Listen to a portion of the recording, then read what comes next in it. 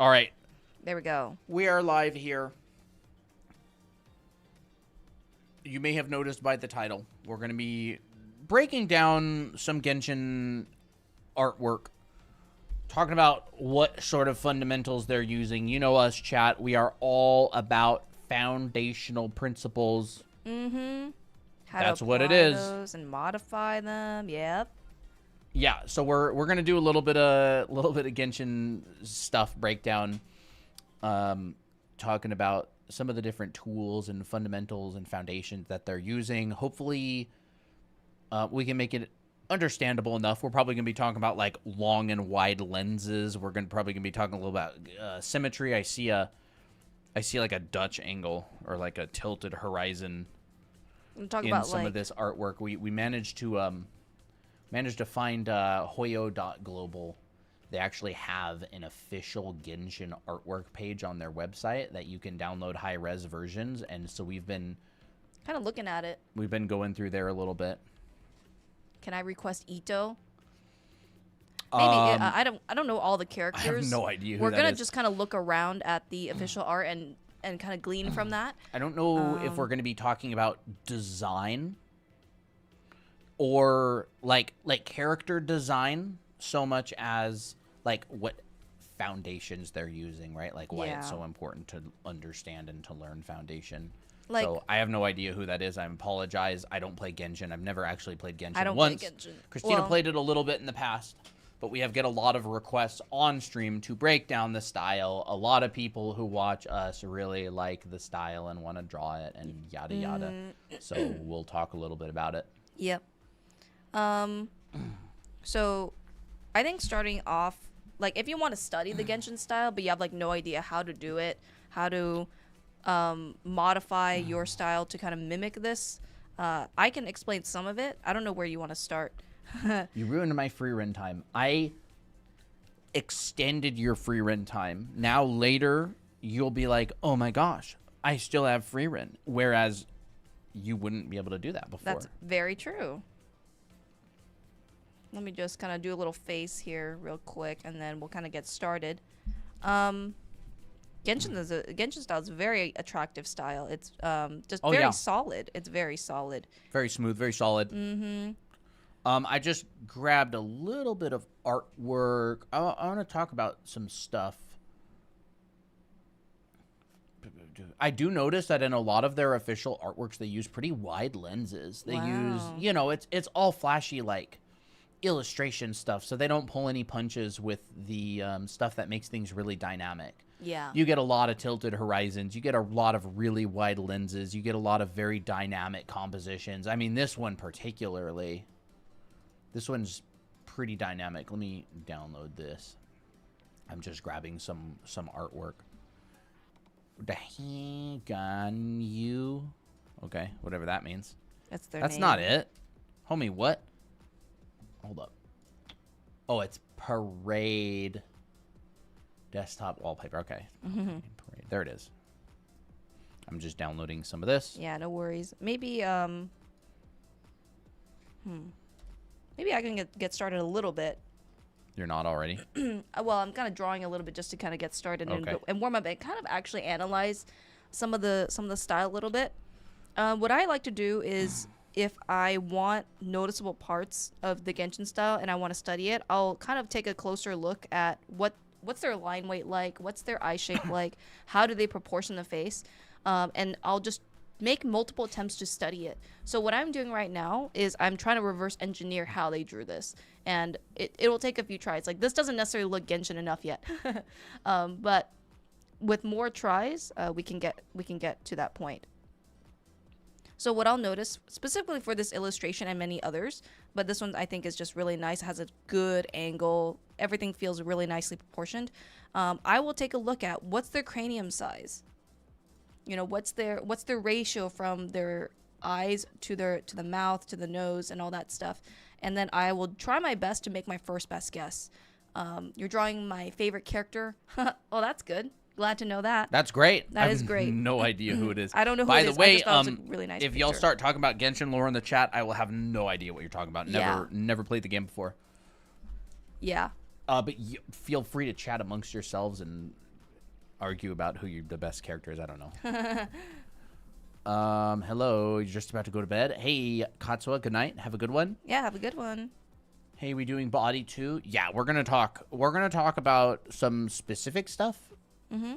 They can't see that on TikTok at all. Oops. We're gonna talk about some specific stuff, and we're gonna talk about some broader principles. Mm-hmm. So you guys I do think traditional art? Yeah. Yeah, we do. Varesa, best character. I'm just gonna have to trust you on that one. There's so much variety. So I'll do this one right here. And if I were to like reverse engineer this, what I would do is I just say, okay, how big is my cranium? I'll start with the cranium generally if I'm going to go with a face study. And this is like dimensional drawing, which we will talk about the more we get into style studies. Colton will explain more about that, but I'll do like a head start. So when we have a starting point like a sphere or a circle, this is where we can gauge proportion. And we can say, okay, from the top to the bottom of the head, if I say the bottom of my circle is probably around maybe the nose, like let's say this is the nose, I can just say, okay, maybe it's about a little bit further down. Not this long, not this short, but maybe somewhere in the middle. First best guess. And does that feel like a pretty good ratio? If so, then we move on. You know, what is the face shape like? I noticed that it tapers. It doesn't go straight, making a white face. Funny enough, this style is actually very similar to how you draw heads. Yes, it is actually very similar. It's like very much similar. Yeah, it is. It is very similar. I actually noticed that like when the I was... style. It's good. Thank you. Well, yes, it is good. I like both. Oh, thank you. Do you do trade art? I don't know what trade art is. Do you mean like art trades? Art is my trade.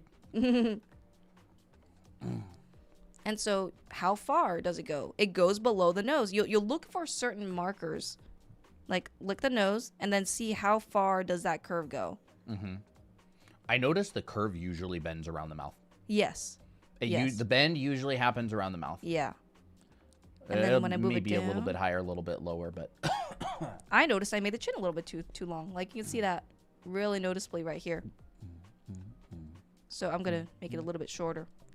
And so by doing careful reverse engineering like this, you'll just keep learning, right? You'll just pick up things like, oh, I noticed that my nose, based on the proportions of this character, is a little bit higher than this point. Two words: exposed shoulders, or is it thighs? Why not both? Nilu. Why not both? Nilo. Exactly. I don't know how to say the name honestly. Is that this character? Yeah, this is the character. And then I'll look at what's the relationship between the eyes and the nose. And so to me, the top of the eyes it looks like to me it's about here, and the bottom of the nose. So I'll look at this triangle. I'll be like, okay, does that triangle feel about right? Maybe it should be a little bit lower. Just a tad bit.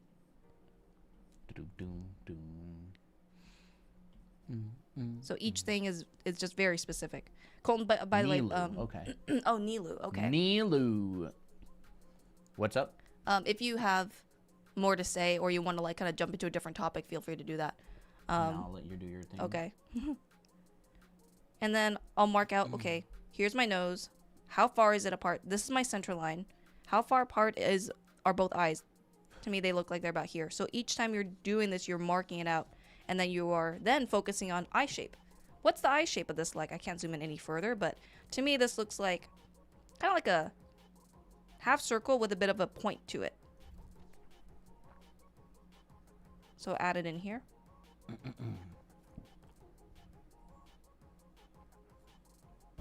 This is not meant to be pretty. This is not meant to be a pretty picture. This is meant to be analyzing. So if you're studying this and you want your style to look more like Genshin, yeah, it's a little awkward on. Come on. It is a little bit awkward on this right now. There we go. Dumb. I don't know if y'all heard the blue, blue, blue, blue. That was us. How do you draw cheeks so symmetrical? Mine always look so bad. There's a practice exercises that you can do. Yeah. There's practice exercises that you can do, and I'll give you one right now if you want. Do it. So, if you want to draw cheeks more symmetrically, you can drop a center line. It doesn't even have to be that straight, right? It could be like this. Who cares? But anyways, you can drop a center line. Actually, no. We'll start with like a circle maybe, right? Maybe like this. And then we want to drop a center line. Just divide that circle in half. And then like pay attention to the center point and like coming out the same amount on both sides, right? So like this maybe is like a little lopsided. Could probably pull that in. But like when you pull the cheek out, just look at how, like, pull it up to here and pull it over like this. And try to like eyeball this being half and this being half. And gauge the angle. Like, look at it. See if it feels like, correct. You know, is this distance the same as this distance? You get better at it over time. Try to do things really manually for a while. Like, really manually. And then, you know, you can curve it and bring it in like that, right? And then you can kind of bring it over if you want. And then you can curve it. And what I do is I like look at this area as a triangle. Mm-hmm. And I go like, is this an even triangle? Is like even on both sides? So instead of just kind of like, I don't know what I'm doing. you know, which is what I used to do. Really like consciously pay attention. Like my eyes will flick from here to here to here to here, and it'll flick back and forth as I draw a lot. Like I'll notice that people who are really experienced with drawing, they're like constantly checking. They're constantly checking and looking as they draw, like back and forth. Making your own guidelines. Yeah, like make your own guidelines, and then, very important, refer to those guidelines. Like, don't just throw them away afterwards. I feel like a lot of the time, like maybe I bring this cheek down just a little bit. It's like, maybe this needs to come down just a little bit. Maybe more like this, right? And we can just turn it into an exercise. And if you want to make it even simpler, just drop like a straight line and just go dot, and then gauge the distance and maybe come over. I kind of look at the second dot here, like in the middle.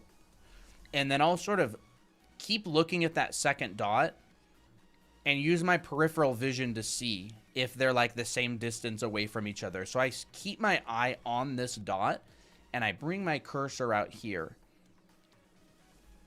Right, now let's check it. Like if we take this and I duplicate it over, look, it's exactly the same. Right? Wow. Or we could take like a little measuring stick layer and just go boop, like this and like this. Now let's just take it over. See? Same exact distance. And I'll use my peripheral vision and like I'll use these different techniques like triangulation, and I'll kind of gauge the angle, right? Like the angle against this. Like what is this angle? And then I want to try to duplicate that same angle on the other side. I think that's a great strategy, and you really just practice. Mm-hmm. And then you can start to practice with multiple dots. So, for example, I put one dot there. Now I'll put maybe another dot somewhere. Another dot here, and then I'll go, and now I have 2 points of reference, right? I've got the center line, and I've got this dot right here. So I could come up, and I can also gauge it right there. So like those 2 dots, and then maybe I'll have a third dot. And this one comes out. And so this will be like a longer one. And then you can just connect these dots, and those could potentially be eyes, mm-hmm. right? Or eyebrows or whatever. Or eyebrows or whatever. Will this be on YT? Yes. Yes. And then, of course, like when you're drawing in perspective, you should definitely practice your perspective exercise and stuff. But like if you split this in half, you start to get a feel for it. So it's like Ramon Hurtado, he says Marco Polo, which is basically just like Marco Polo, right? So it's like the distance between this and this on the canvas is shorter than the distance between this and this, but in perspective it's not. So this is like the middle, right? Here we can like put an X through that. There's the middle. And if we put an X through this one, You know, a little bit off. I could push it in a little bit more. So right there. But it was pretty close overall, right? Yeah. And then this line right here. Is this one accurate? Yeah. It's the middle. Who would have guessed? That's the middle. It's usually further to the far side than you think it is. You guessed so it so you like much. use this principle in perspective, and you kind of adjust with the perspective. So if you want to like, but how do I do that when the character's not facing me exactly? It's like, it's the same stuff. It's just plus, you know, it's like, this is 2 plus 2. And then this is, I don't know, plus 2. So it's like, it's the same stuff plus extra. I've been watching. Ooh. How I gauge it. Yeah. I've been watching a lot of your tutorials, and my art is so much better. I'm glad that you're applying it. Yeah. And so you can go back in and adjust stuff and, you know, add the symmetry in. And then it's like, oh, we said earlier that like the bend a lot of the time will be at the mouth, you know, maybe a little bit lower than that. Right. And it's like, okay, maybe there's like the nose. You can have like eyes.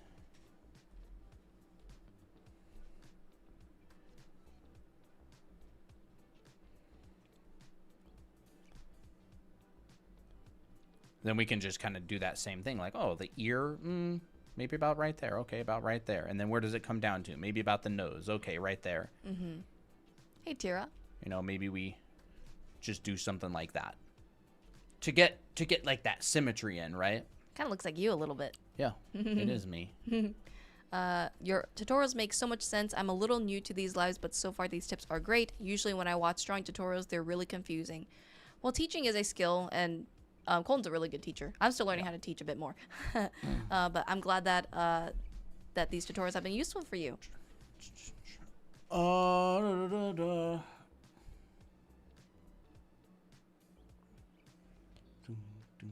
So kind of going back a little bit to kind of doing a study where you marked out proportions of where all these features are, like the brow, the eyes, and finding the ratios between how big are the eyes in comparison to the head.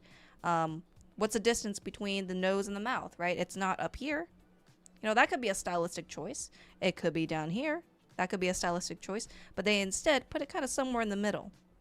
You know, that's where they like to put it. But then again, you'll have to look at like various art from like Genshin and continue analyzing and find similarities, because this is all like official artwork and they try to make things very consistent.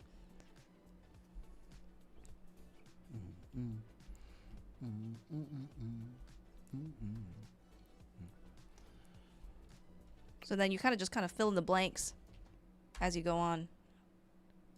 There we go. And once you have the placement, it's starting to look more like the reference, and you just go back and forth. So that's how I would study. And you would just continue the drawing until you're satisfied. Mm-hmm. But I think we can move on to what Colton has to say, because I think that his stuff is really interesting, especially with the use of fundamentals. So if you want, you can take over. I mean, you haven't made it very far yet. I know. I feel like I could make it further if you want. You want to? Sure. So you'll notice that as you draw, especially if you're trying to study a style, you'll notice you'll make certain decisions that are just automatic to you. And that is because of your own experience. It's because of your own habits. And so when you're studying a style, you may notice, why does my eye not look like Genshin's eyes? And then you realize, oh, I've made my decision, not their decision. And so what is their decision? Let me just screenshot this a little bit more and then move and zoom in. There we go. So if I want to draw like this particular eye style, we'll have to look at the shapes. We'll have to compare. Do a lot of comparison. My shapes right here is not round enough. The curve should actually be more higher up here and droop down a little bit gracefully. Yeah, like apex is higher. Apex and it is feels higher. like it kind of apexes where the iris ends. Yes. Like, kind of in that area. So like pay a lot of attention to, like, the apex is where the curve peaks and starts to come around, like the peak of the curve. Pay attention on curves. I think Wouter Tolp was actually I was taking a class by him on character design, and he talked a lot about like paying attention to apexes and the acceleration of curves. Yeah. You'll start seeing it everywhere. Like, where does the curve apex? Where does it apex? So now notice that because I already have my first best guess in here, I can go in and actually detail a little bit more, because my main focus is getting the face style right. But if you're only just starting with an eye first without anything else, then it becomes very hard to put things together. So I always recommend have something to start off with first, putting in your proportions, putting in your first best guess, and then going in and refining it later. So, yeah. Hey, Misaki, where can Hey, I learn about Misaki. character design?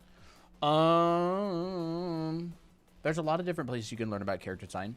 We do have a character design class in our anime art school. Yes, you can check it out here. Yes, it's a full 14-week character design class. Talk about shape language, talk about using references, taking inspiration from references. This is our character design class right here. Y'all. I cover a lot on how to interpret reference into your character design, talking about silhouette and shape language, how to make it more interesting versus what is more bland, how different parts of the outfit can affect the silhouette, stuff like that. Like repetition. Yeah, and, repetition, design concepts. Using design concepts, shape language, circle, square, triangle, that kind of stuff. Like, if you're interested in that, you can go check it out. We do have a class available.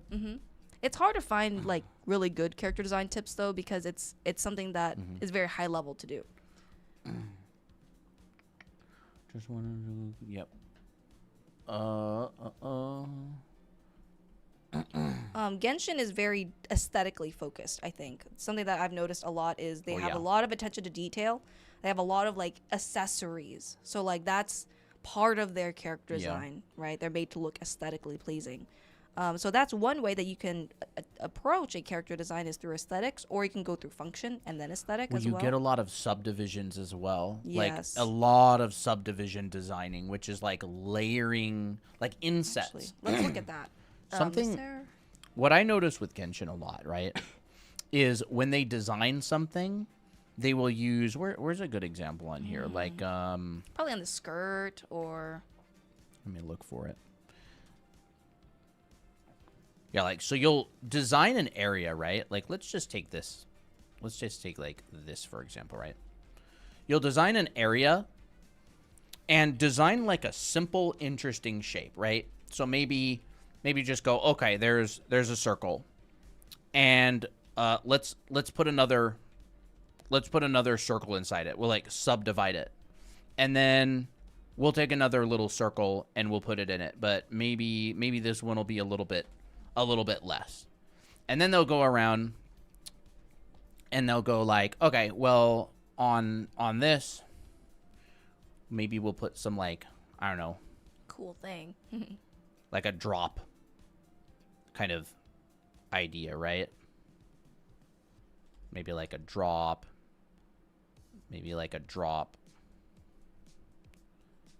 And I don't know, like a drop or something. I'm not necessarily like copying this or anything. I'm just saying, like, this is how they design a lot of the time. And then they'll go in here and maybe go like, oh, we'll do Another symbol. Yeah, we'll do like another kind of subdivision. So they'll take a shape and they'll split that shape into another shape, right? Or two shapes. Right? And then this will be maybe like the buckle. And so you'll start with like an easy to understand large shape, and then they'll come out here and they'll go, oh, we're going to go Keep adding. and do, I don't know exactly, like, go like this, right? A lot of people did this in design class when I was going there. Actually, Fang would always tell us, don't do this sort of thing, because it's hard to get hired in Western game studios if you design stuff like this. Genshin is not a Western game. It's an Asian. It is an Asian game. So they use a lot of this kind of stuff, but Yeah. Western games don't use a lot of this kind of stuff. Just look at like a lot of South Korean character designs. It's very much like this. Yeah, you get a lot of like extravagant stuff like this. There's nothing wrong with it at all. It's just funny how like places will differ a lot. Mm-hmm. Right, and they'll subdivide and they'll start kind of like just detailing out. David does this actually a lot, this sort of thing as well. But he can actually design for Western projects as well. It's also hard since it should be culturally accurate too, without pissing off the fans or something.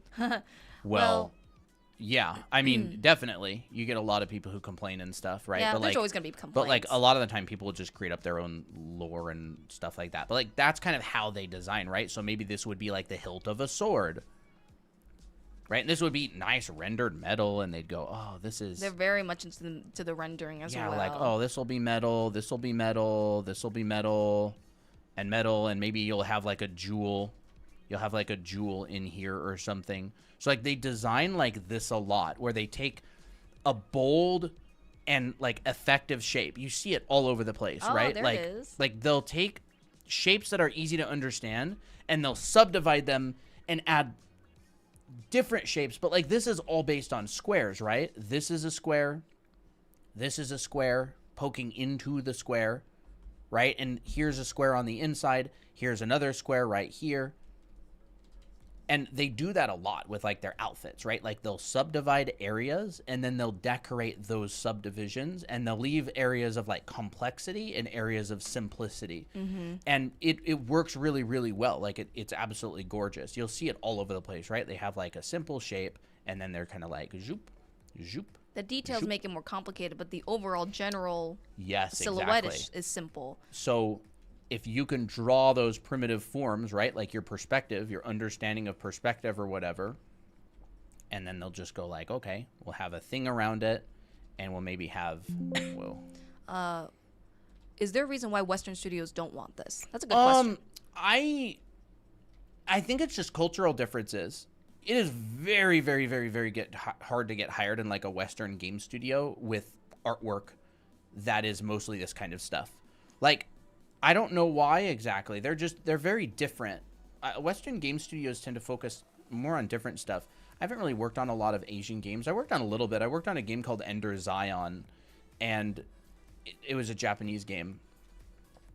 And it's so like, when you're actually working on the project, you see it so much. But again, it's like one isn't bad and one isn't good. They're just different. Yeah. And so, you could divide this up and bring this down and bring this down and go, okay, we're going to subdivide this and we're going to go, this is like a loop that goes like this. Is And this live going to be saved? Yes. And this is a loop, right? That goes like, I don't know, like this, right? And then maybe we'll come up here and we'll come halfway up and we go, okay, here's a loop that goes like that.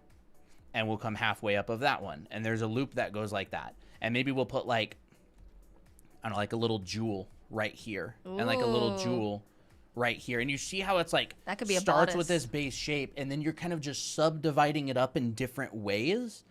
And like this could be a legging. Like this could be the top of like someone's like knee-high socks or Stockings, yeah. stockings or something. This could be the bottom of a dress. Like you could flip this upside down on its head. Oh, that'd be And this could be the cool. bottom of, I don't know, one of those things that goes around the neck or the end of a sleeve. You see what I'm saying? It's End of a like based dress. on this simple form and then you subdivide it up and you add extra details to it. And you could come here and be like, okay, but it's all form drawing, right? Like I'm drawing around the cylinder. So maybe this is like a gem that pops out and it's kind of like that. And maybe this is like a gem and it pops out like this. And so like you'll have to look specifically at what they do, but it's a lot of stuff like this. And I think that a lot of people don't realize that this is like the process that they use to design a bunch of this stuff. And then they'll take something and they'll go, I like this shape. I'm going to have it all over the place, right? Here's our sword. The repetition. Here's our sword. And maybe, this is the handle.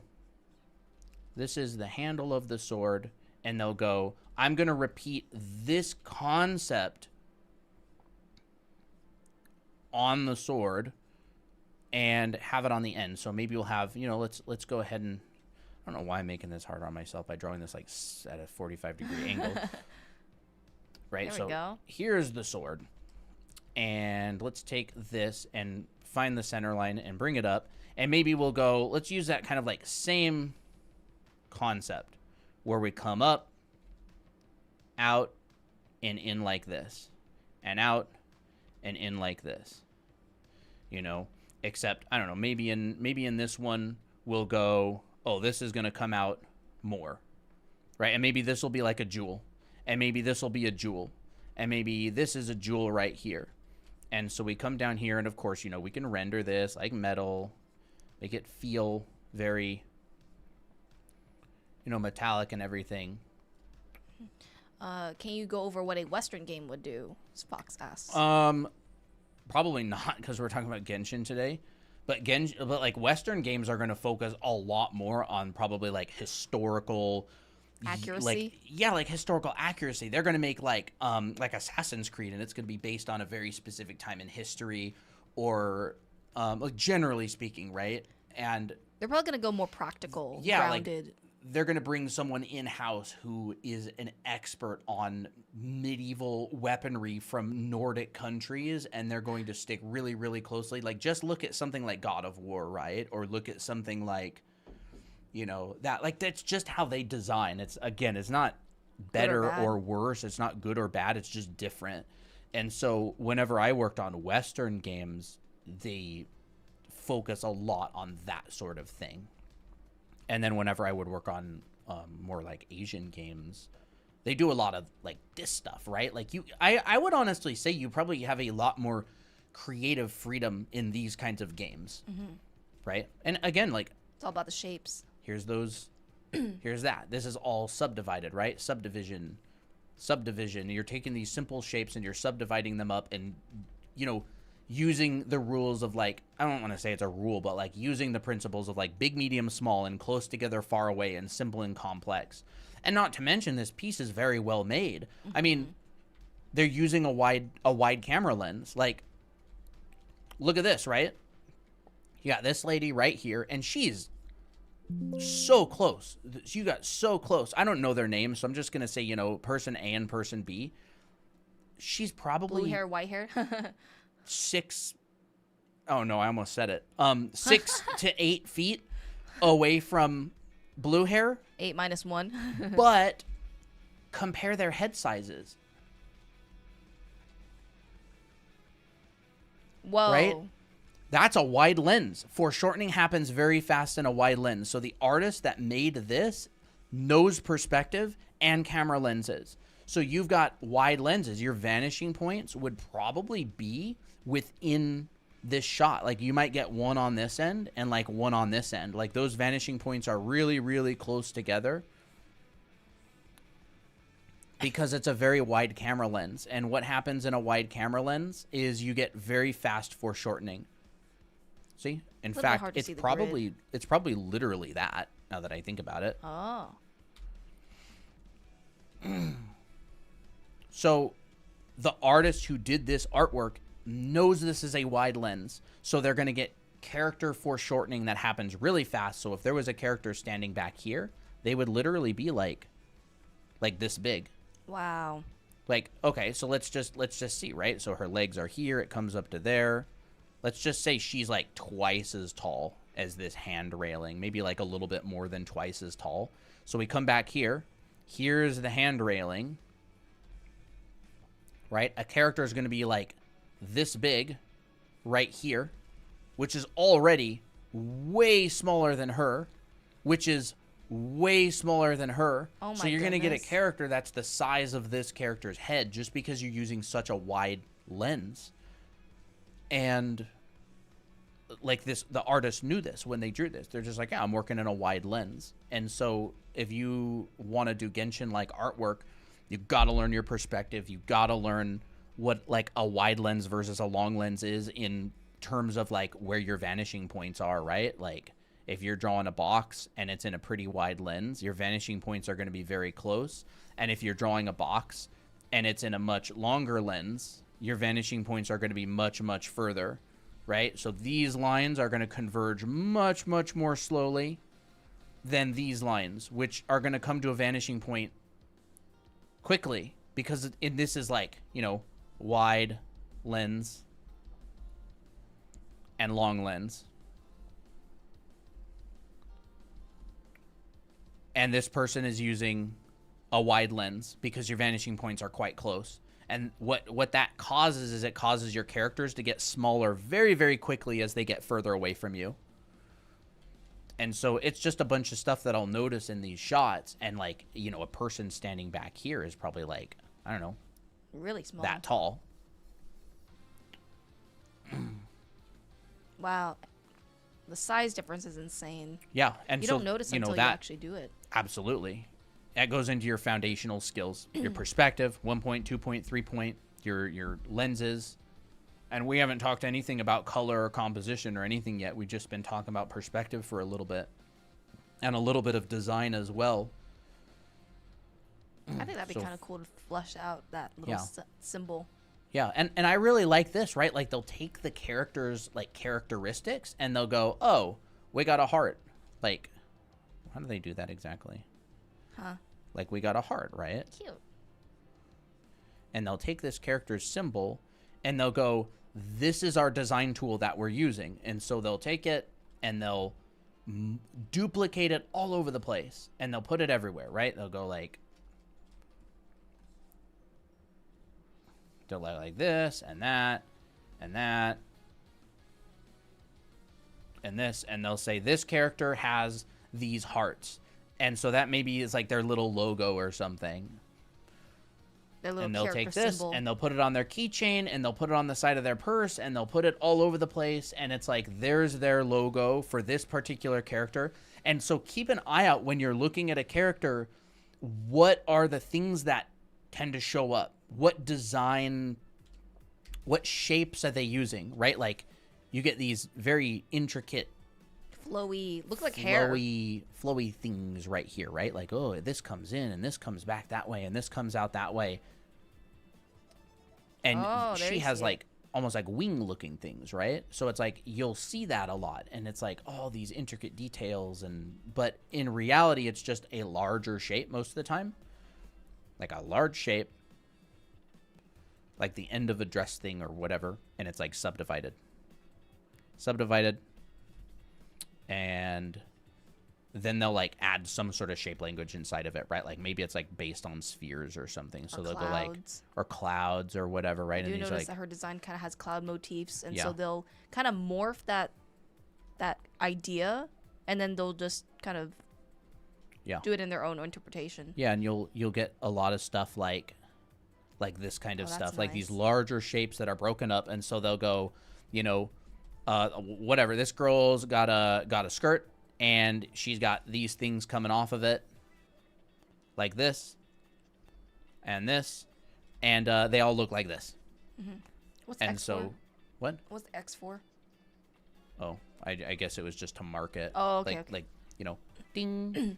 This is what it looks like, and then all of them follow this radial symmetry around it, and it's integrated into the rest of the outfit.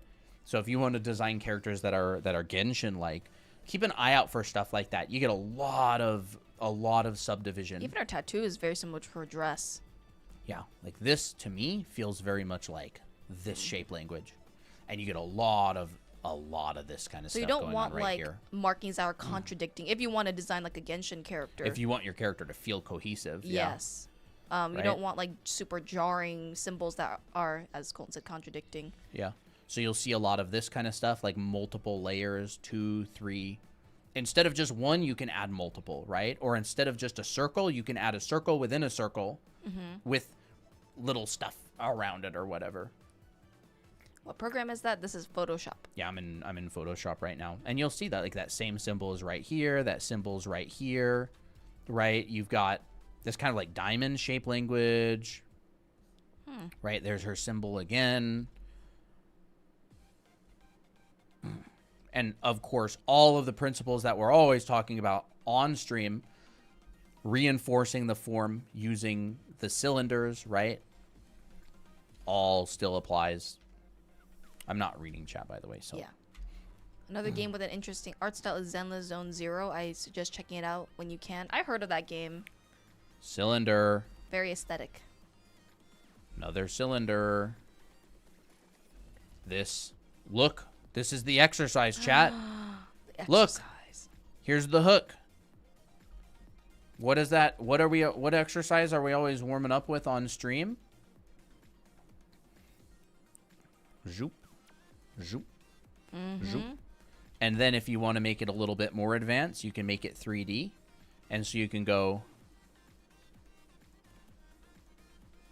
Add a bit of bulk. Oh, there's the thing. Oh, there it goes. Oh, hooks around, wraps around behind. Hooks around, wraps around behind. They're all doing it. Everybody does it. They're just applying it in different ways. These are like those foundational things, right? Oh, here's another one. Zoop. Zoop. Hooks around, wraps around behind. Thank you, Nori and London, for the follow. And thank you, Daniels and Mr. Hands, for the gifts. Very generous. Thank you. Yes, thank you. Appreciate it. You'll see it all over the place because this is a way that artists add depth. You have to show depth. You have to show that things are 3D. You have to show multiple sides of things. If you want something, if you want this to feel like it's 3D, you've got to show multiple sides of it. People won't know otherwise, right? If you want something coming in front of another thing to make it feel more 3D, you have to show people. People won't just like automatically know, right? Like in the same with this, like this bulges out in front of this, it hooks behind it. You know, it's like if you draw, here's like a disc, right? Zoop. And if you want people to feel like there's something on this that has depth to it, wow, you have to show it has depth to it, right? If you want this to feel like it has form to it, you've got to describe that form with something. Something that a lot of sci-fi designers do when they design spaceships, and character artists will do, is they will, if they want this to feel like it changes direction like this, they'll actually put a sticker or something on it to show it changes direction. Like let's say we actually have something like this, right? Maybe I'll make this a little bit bigger. So this will make your designs a lot more interesting a lot of the time. So let's say this comes up and kind of like, I don't know, like bulges out, right? How do we show that? Well, we can come down here and we can put something, a graphic, a sticker, something, and this will just ride this line over like that. And then you can have it change direction again like that. This will show it. So it'll actually show it without even being able to see that. That's so interesting. And you'll see this all the time. People do it on whenever they design on spaceships and stuff, right? Like they'll have maybe like a spaceship or a sword or anything, because it's like a general design principle, right? Like let's say like the wing comes out like this, and they want this to, and they'll put like cut lines on it, right? They'll go, oh, we got a cut line here, and oh, we got a cut line here. They'll literally put their sticker, their graphic on this, and they'll go changes direction. Changes back up. Kind of like working smart. Yeah, it is working like smart. It's like maximizing. There, they'll put that sticker right there. It'll be a number. It'll be a something, a strap. You'll see it. Look for it. You'll see it all the time. I learned that from John Liberto, really good sci-fi designer. He worked on a bunch of the Halo games. A phenomenal designer. I talk about him on stream sometimes. Yuyan says, "Look, learning the planes of the heads right now on the anime course. I'm learning way more than I thought." That's awesome. That is awesome. Really glad to hear it. Yeah. Yeah, and like this wrap shows the cylinder. Look at that. Her thigh is a cylinder, right? And so how do you know if something's a cylinder? You've got to show the wrap. Like this isn't a cylinder. Maybe it is, but you can't tell. It's got to have a wrap. You have to be able to see the wrap or the ends in order to tell if this is a cylinder or not. Well, so the people wrap also shows the perspective too. Yes, it shows the perspective. So like the wrap will differ based on the direction that the cylinder is going, right? Like if you have a cylinder like this, the wrap is going to be probably, like maybe a line like this. If the cylinder's going away from us more, the wrap is going to be much, much rounder. It's going to be something like this. And so if I take these two and compare them. Oh, wow. That's a bowl. Oh, my gosh. Like. I love that so much. It's way different. They're way, way different.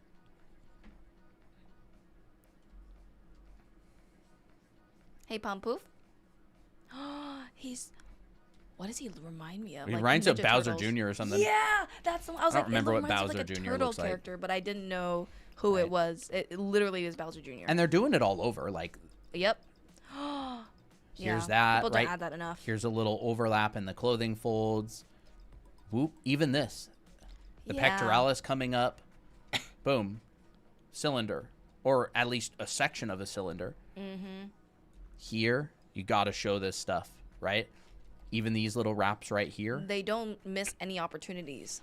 No, because Genshin, their goal is to be really, really, really clear. They want everything to look absolutely gorgeous, so they don't leave these things like undealt with, because these are like gorgeous promotional artworks. So they're always going to be super obvious about these wraps. Like, they don't want to leave anything to the imagination, right? Like, look at this right here. That comes up in front of this. We've got a stepping happening right there. Mm-hmm. Like, that's one of the things that I really like about Genshin stuff, right? Is like, Oh, there's a wrap. There's that curve, right? This is a ribbon. This is a chunk of a ribbon. Just like that, or a chunk of a cylinder, right? Here's the bottom of the box. Here's this side of the box. I actually really love that pouch is also asymmetrical, and it has this like thick to thin shape form. It's got nice design to it. Very nice design. You know, I mean, I could go on forever about this stuff, so I'll let you take over for now if you want. I'm actually really enjoying your chat about it. I just have a face here. That's gonna help me when I draw Genshin. Thank you so much. Yeah, and this is like the stuff that you would learn in like design school or a design class or like a perspective class. Yeah. This is the sort of thing that they teach. They go show the wraps, show this, show that. It's like show not tell kind of vibe, but like actually visually showing it. Yeah, and like you'll notice that when you see like progress shots of like students, like you'll see huge jumps, and it's just that they're implementing a lot of this kind of stuff now. Like if you saw like Dahlia's before and after pictures, you'll see that she's like implementing so much more of these important fundamentals than like in the very beginning, right? Well, I think when you're first starting with art, you don't think about these things. And now you have to like constantly remind yourself, I have to think about the form. I have to think about the wrap. It's not just about the detail. It's, you know, I would even argue that the fundamentals shows the detail. Like the form shows the detail. So it's not about like little gubbins, like, I don't know. Yeah, absolutely. Like you use those details to also argue, hey, this is a three-dimensional thing. See? I put a wrap here. Or, oh, you see this? The jewel pops out beyond the other side, right? Like, imagine, I'll steal this back really quick. Imagine you're drawing a bracelet, right? And you're just like, here's the bracelet, but I want to show it has thickness to it. So I'll go, and you'll draw it like this, right? And this will come through. You'll use a little bit of draw through. And it's like, here's the bracelet. And maybe you're just like, oh, I'll render this bracelet in a way to make it like, I don't know, look more like metal-ish or something, right? And then on top of this bracelet, maybe you'll find the center of it by following that form. And you'll go, wow, I want to show this is even more 3D. So let's stick a jewel. Let's stick a jewel right here, right? And then this follows the three-dimensional form. And you'll go, okay, here's this, and then the jewel will pop out over top of that. Maybe, you know, something like that. Let's actually make this like a jewel or something, right? So maybe we'll go, oh, that's pretty. You know, whatever. Yeah, I was drawing that Nilu girl. I just know her name. I don't know anything about her. Oh, that's pretty. I actually got to BRB real quick. Dude, I got to tinkle so bad. I was just gonna do that, so we'll switch soon. Yeah. I'll do it first and then you. But we rendered gold a little while back on a different stream, right? But right, and so it's like I'm using this jewel that you might want to design. Like we could put a jewel on there, we could put a jewel over here. It doesn't really matter, right? Like we could put another one here, and it's like I'm gonna use that as an excuse to show this form that's like, and design, right? I'm using this jewel in order to design a more interesting silhouette.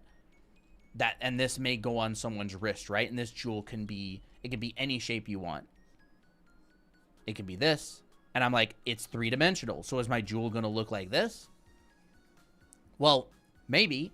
Like if I have like this, well, maybe I'll go and just push it a little bit in that direction. And I'll show this as a little bit more 3D by doing that. Like you can take a jewel and you can design it separately if you want. Like, heck, I could even go, what if this is shorter and this is longer? Right? And then maybe I take this center part here, and I'm just like, okay, well, that's cool. Perspective. Uneven sides. That could be cool. Subdivision, like I was talking about earlier. We'll just, like, subdivide this up. Boom. Don't forget, we're still in perspective, so everything's probably going to be pushed a little bit, right? So maybe we do something like this. And maybe we don't even see that side over there. Now, if this was really flat and it came out a lot, right? Like this, then I would probably see that side. I'd see that side and it'd come out like this because this angle change is not a lot. But imagine if this angle change was like a lot more, right? If it came down like this, if it like stuck out more, I wouldn't see this side probably over there at all. It'd stick out more. Like maybe this is on someone's like, I don't know, like forehead or tiara. So if this is like a tiara, I could go, okay. Ooh. Oh, subdivision. Can't forget that I want to keep doing that. So like, how do we want to handle this transition, right? It's like welding it. Yeah. How do I want to handle this transition between two objects? Like maybe you can come out and go like that. And this would be based on like, what is the character's design language? Like, what's their shape language? How do we want to deal with this kind of stuff, right? If I have one form mushing into another form, right? And these like come together, how do I want to handle? You know what? How do I want to handle that? Do I want to put like a? What'd you realize? Anatomy is welding. Yeah, you're welding forms together. Yeah, like the form of the muscle, like kind of connects those forms together. I just realized it. Wow. Like, do you want to do that? You know, you could go. You could smooth it out so it's like this. You could put like a broken line right there. I don't know. You could put. That's a ruffle if it's a sleeve. Like maybe something like this. Yeah, you could put a ruffle. What you mean, like? Yeah, I like that.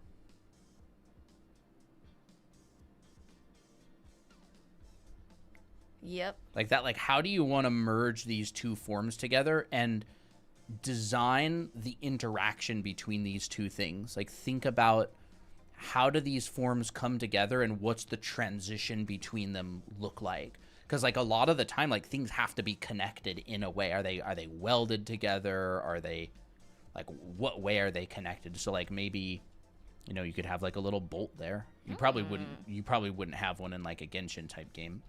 They'd probably just add more ornamental stuff. Heck, they'd probably end up adding something like this, right? Just like a little cute little transition that's just like zoop, and then maybe they'll have like a second that's probably one. what they'll do.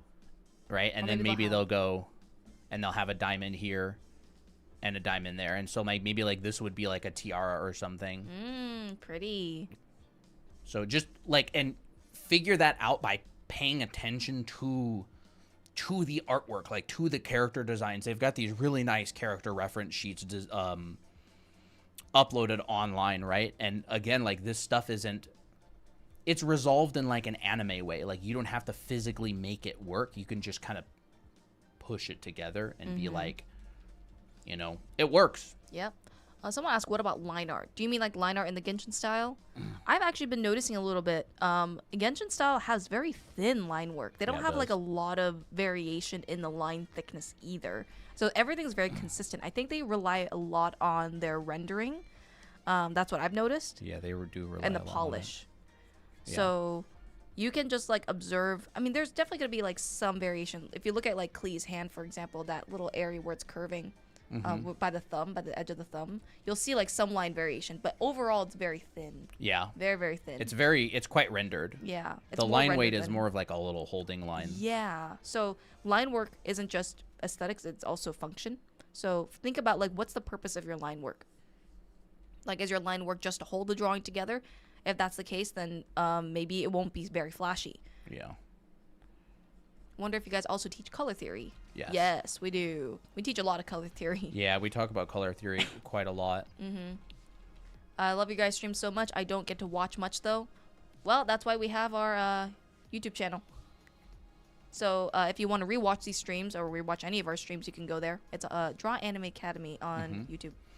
Like I'm just looking like how do they connect this stuff? Huh, like interesting. they could even you could even just do like a cheeky little zoop. Keychain thingy. Oh, Yeah, I like it could that. even be like an X, right? You could just go Boop.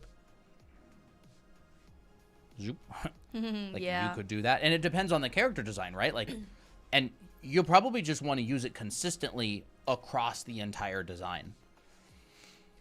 Or else it'll a lot of the time feel inconsistent, right? So like again, we are talking about earlier, this kind of stuff, you want to keep this sort of thing pretty consistent overall, in my opinion, or else the character design may end up feeling very inconsistent or not like cohesive. Slapped together. Slapped together, right? Like I- I probably wouldn't want to have one of the little frills Like have that. spikes on it and another one have, I don't know, hearts on it and another one have circles on it. Like That one's cool. you'd probably want them all to have the same thing or have some sort of a logic to it. It's kind of like color theory. It's like it doesn't matter what you do as long as there's a logic to it that people can kind of subconsciously understand. Yeah, absolutely. This is really a big deal though. This right here, like Yes. showing form through argument, right? Making an argument for it. You could even say, oh, we got a graphic right here. And oh, we got a little one coming over the edge. This may show form. And I don't have to use a seam line to do it. But anyways, It's almost like trying to be less obvious. yeah.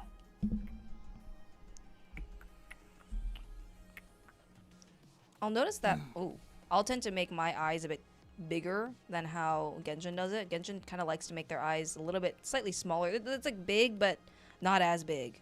And so I'll notice I'll do that. So I'm gonna modify. Could there possibly be more art style breakdown streams after this? Probably. Like, I'm not against doing them. I think they're fine. They're a good excuse to trick people into learning fundamentals. Yep. Trick and we teach people fundamentals. into thinking, into eating their vegetables. It's like hiding the broccoli underneath of the mashed potatoes. Everybody wants to eat the mashed potatoes. Unless you blend the broccoli into the mashed potatoes, then they have no choice but to eat it. Hey, Ouchie.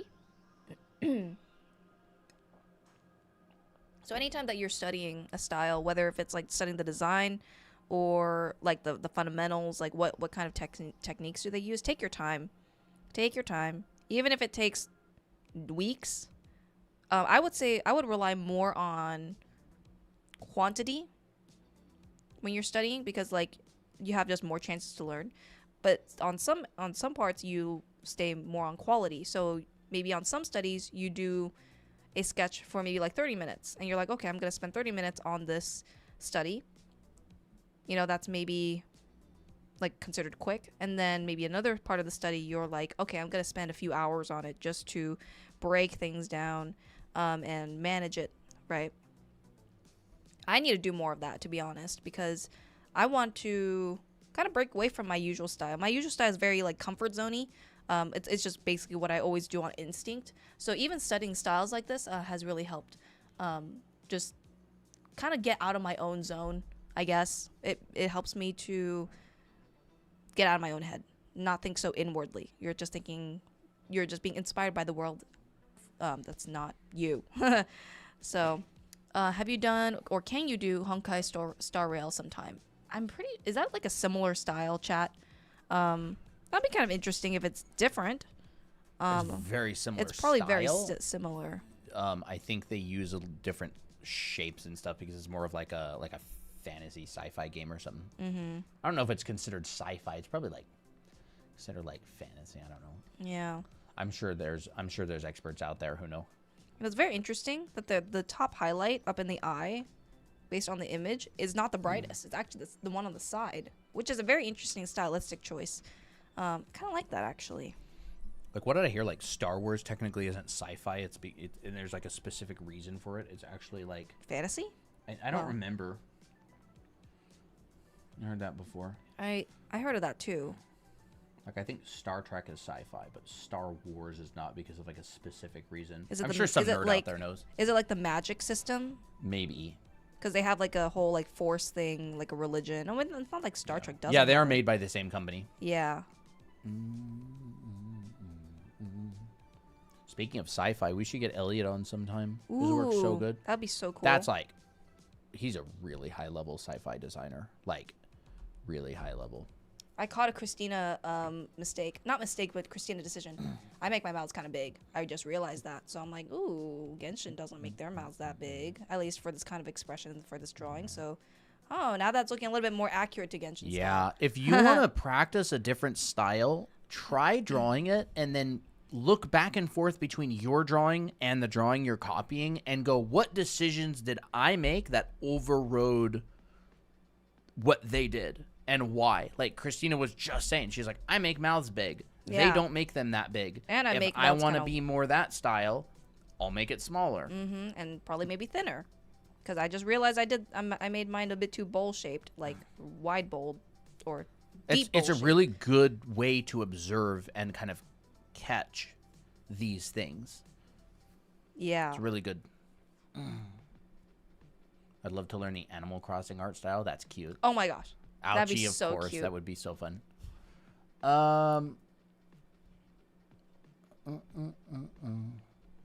So like gradually, as long as you keep noticing the little hiccups that you have or the little alterations that you might want to do, it's going to look more and more like the style that you want to achieve. And that works for any style. Works for Dragon Ball Z style. Works for Demon Slayer style, whether you want to do that.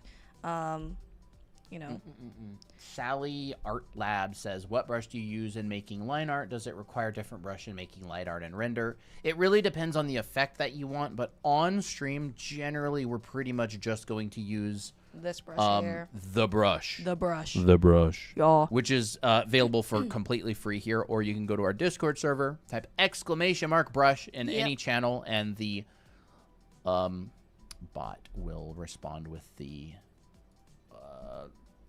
link. Yep. Guys, check out my first attempt. It's not even Genshin. It's like me, But this one, okay, it's getting to look more like Genshin. So do multiple versions. It really helps. Yes. Someone's asking, how do I do the hair so smoothly?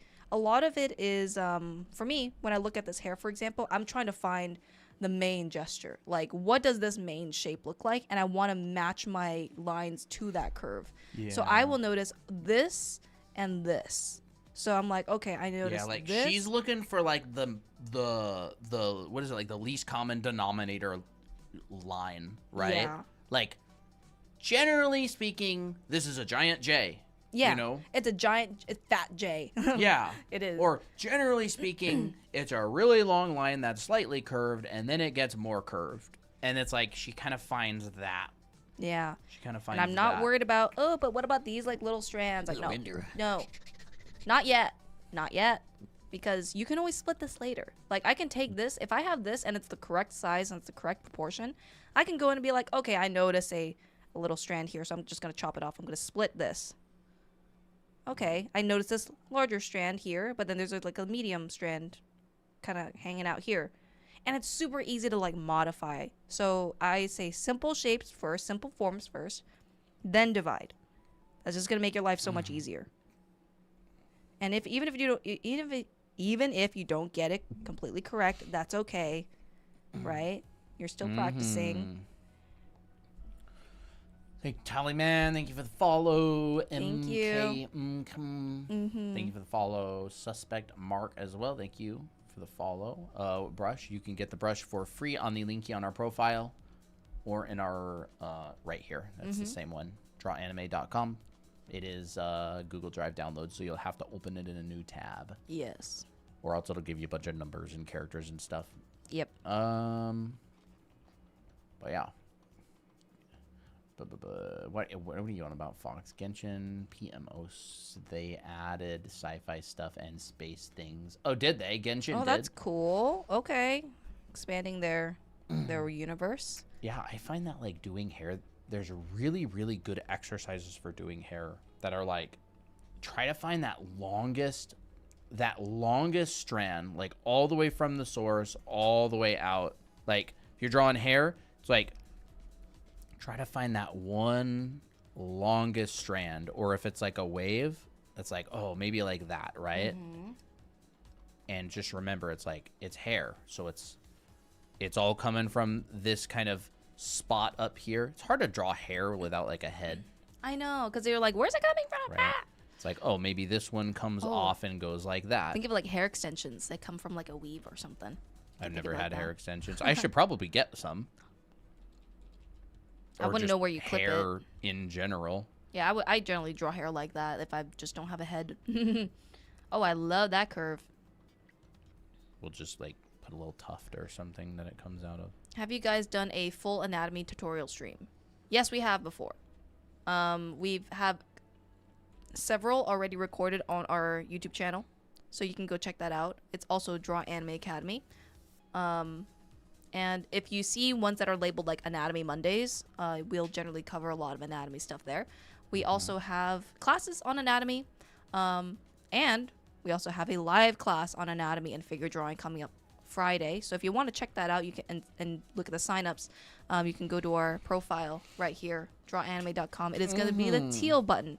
Yes. So, yeah. Like, figure drawing and anatomy is something that if you want to do character art, you're definitely going to want to take a figure drawing class at some point. Yep. This is the stuff I go through. Proportion, volumes, the torso, bend and stretch, shoulder girdle was right there. Yeah.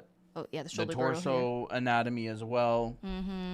Like, the anatomy itself, like the specific muscles, aren't super important. Getting a sense of the volumes of the limbs and the body parts in perspective is really, really important. And getting a sense of just gesture and figure drawing and posing is really important. I think figure drawing classes are definitely one of the things that anybody who wants to learn how to draw people should take. Yep.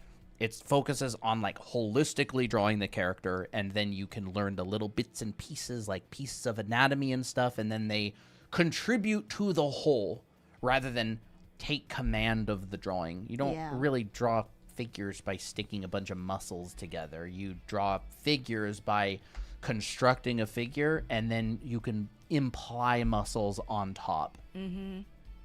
Big muscle groups. Big muscle groups, but like on that underlying structure. Yep. On that underlying structure. And that's what figure drawing classes teach you. They teach you the structure, the process. They give you the exercises. They give you the homework. And then when you learn all of the muscles, you have something solid to put them on that makes it feel like a body, like an actual human being. So if you're interested in that, the live class, you can check it out on our website. These demos were done for Anime Art School, which is a separate program, but we teach the same thing in our lives as well. Sasukes. Sasukes. Is it Sasuke's? Sasuke's Kanojo. Okay, I was reading it for a long time. Or I was reading it from a far distance, and I was like... Sasuke's. Well, yeah. You can tell how much of a... Is that like Naruto Sasuke, or is that some other Sasuke? It's got to be Naruto. It's got to be Sasuke. But welcome. Wanted to say thank you guys for keeping the lives after so we can watch it again. Absolutely. Oh, yeah, for sure. Yeah, we'll always keep our live streams. As far as I know, we'll always keep them. That statement is not legally binding. Within our power, we'll try to keep our lives available. Yep. Kanojo means girlfriend, right? Yeah, I have no idea. It does mean girlfriend. Funny. I mean, it's definitely way better than some other names I've heard, especially on TikTok. You'd Oh, be surprised. people's TikTok display names are wild. It's like they have a contest to see which is like the most unhinged thing Yep. ever. I remember being 14 and edgy.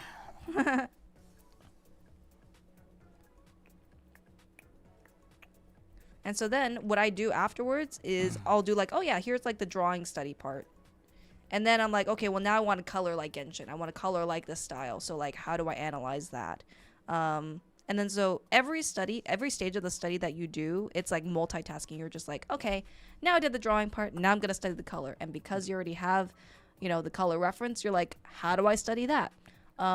This goes into like, how do they decide their colors? How do they, utilize the fundamentals, right?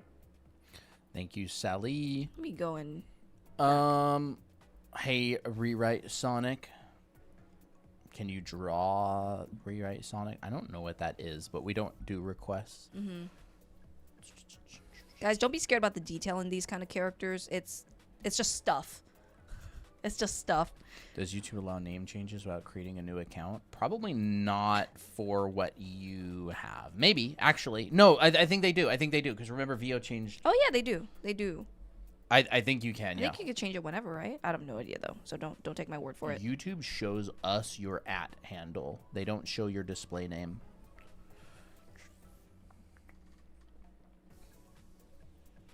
Don't let like the details scare you, because in the end they're kind of just shapes. It's They're just shapes. subdivisions. Like, it's not look that for, hard, guys. Yeah, like look for main large shapes. Like, show me that picture really quick, right? Yeah, sure. It's like her shirt is not really that detailed. Her top, I don't really think it's a shirt. It's not that detailed. It's like that. And then you look for some of the subdivisions, right? You've got like this neck part that comes down and out. So it's like this. This is like that. You've got this. So you like look for the main shapes and then you start subdividing. Yep. Right? That goes around there. This is a squiggle. Squiggle. And it's subdivided, or it's like, it's got thing to it like that. This overlaps this. So like think in terms of starting with the biggest, mainest, is that a word? Shapes. And then you go like, okay, then this pops out a little bit back there. That pops out a little bit back there. And you think, okay, there's that. Okay, there's this. Okay, this has a diamond on it.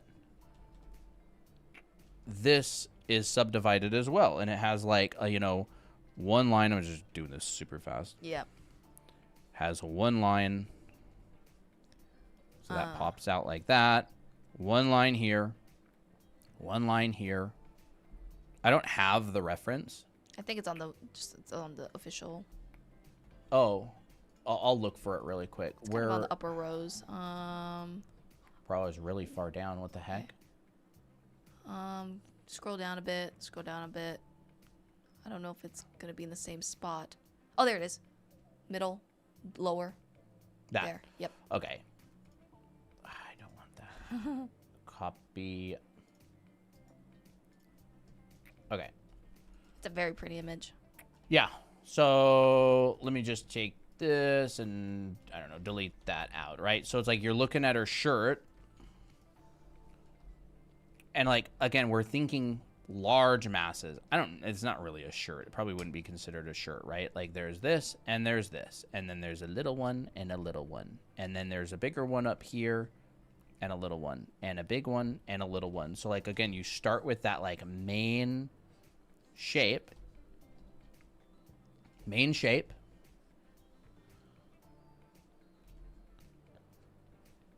Start with the main big shapes.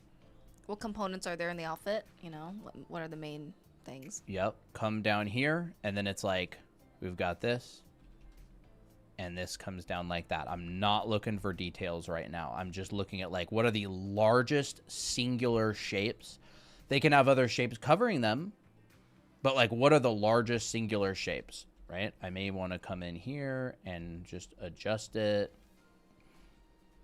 like that. Would you say that getting a tablet or computer with a pen is better to do digital art on than with your finger on mobile? I would definitely say finger on mobile is not easy. And it's not, for me, it's not ideal. It's definitely not ideal for me. Like, I wouldn't do that. I would try to move to something a little bit more, I don't know, robust. More permanent, I guess. Yeah. Like, you know, that comes out. And so, like, I was kind of breaking it down there, right? Like, this is much, much thinner here. And that comes out and down. This comes out and down. And, like, you can literally just do these studies, right? And all these little details in here, we just need a little house for them, and then we put the details in. I love the little house Yeah, analogy. it's like we build them a little house, and then we put the details in, right? And it's like, what does the detail look like? Well, we can do that. We can come in here and... right? And keep in mind, these are 3D forms, right? This is a 3D form on a curved surface. So we've got, like, a curved surface... like this. Center line. We've got a diamond. I'm going to draw maybe like the middle. We've got like a diamond.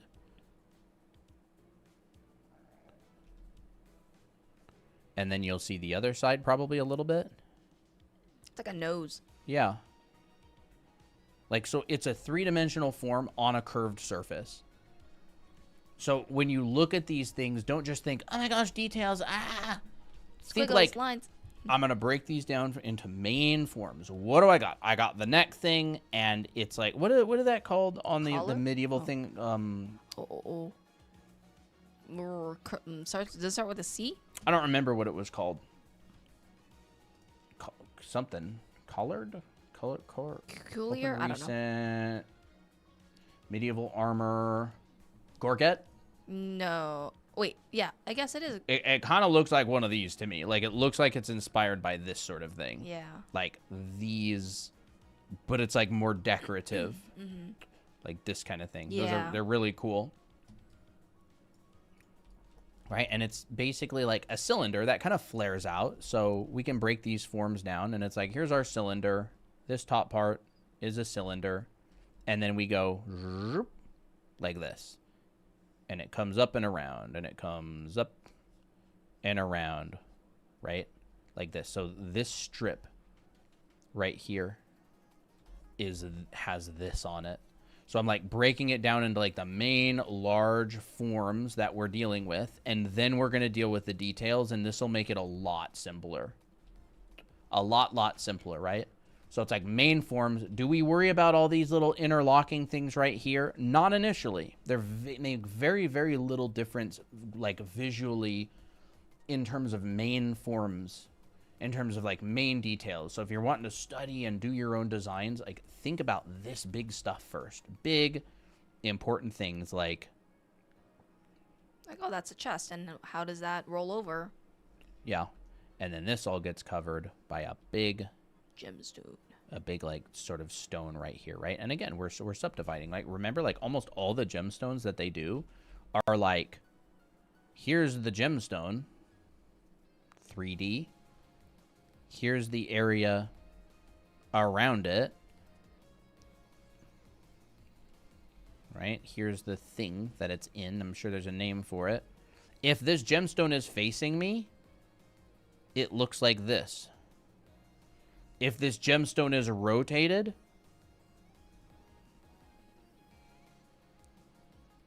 it looks like this. And you start to see the side of that. It's all form drawing. Try to break things down into like simple, easy to understand forms. If it is facing me, I see the whole thing. If it is not facing me, we're probably going to get an overlap there. And there you go. Well, this side is thicker than that side, so it's like a little bit not facing me. So we kind of get somewhere in between this right here, where it's like this, and this is thick, and this is thin. You can literally even just measure it if you want. You just draw that, and then you go thin, thick. That looks good. And that'll help. Just measure it. Use little tick marks. That'll help so much. And then we see a little bit of a bulge. Like this. Zoop. So yeah, you can just put tick marks. Help you measure it. Yeah, I want to do boop and boop. That almost looks like really the eyes that are really far apart. Yeah. Oh. Right, Cute. and then this one and this one are probably going to be pretty much that length. And then we'll just... because this is pushed over. I don't know if I explained myself well enough before, but what I was trying to say is that Sonic's character design has these big shoes and gloves, and it's so three-dimensional. Yeah? Noise. I haven't been reading chat for a while, so... yeah, no worries. I don't think I caught what you said. Oh, I'll read it again. I don't know if I explained myself Oh, no, well I mean enough. their previous Oh, comment. okay. I didn't see that. I thought you meant like me. I thought you zoned out. Oh, okay. There you go. Very nice. You know, and then they'll have like a little one or whatever. Maybe it's below it. Yeah, they'll have like different forms. Like let's break down even like this form. The crown is cool. It's like a bird face.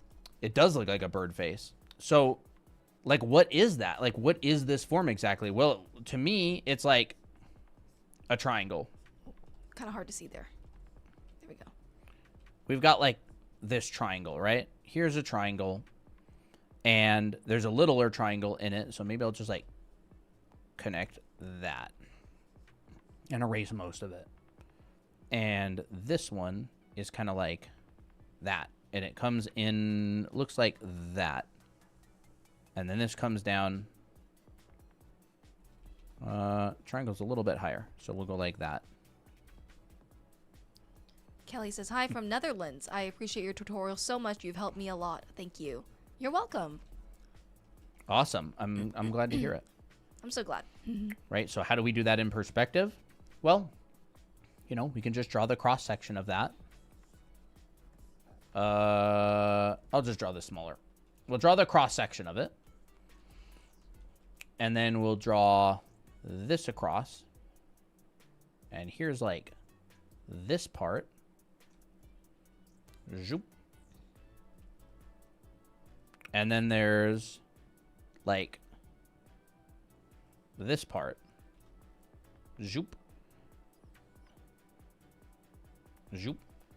Like that. And so if we wanted to draw this at a different angle, we would break it down into those very primitive three-dimensional forms. And then we can light it, you know, as metal or however they render it, right? Like that or something. Fox says she's a dancer dressed up like a flower god. If that helps in no way whatsoever. Hey, some lore is fine. Yeah. That is interesting. It is interesting. She does look like a flower god. For sure. Very pretty. Yeah, it is a... honestly, just looking at her cool design, I'm like, ooh, I want to know more about her. And Right, that's like the ideal goal for every character artist, right? Want their character to look iconic and be like, ooh, I want to know more about this person. There's that on that side. I'm running out of space because I draw this stuff close together. Don't be like me. Mm-hmm. Right? And then this comes over there. This one you'd probably see like, I don't know. I won't draw the whole thing, but it'll come down.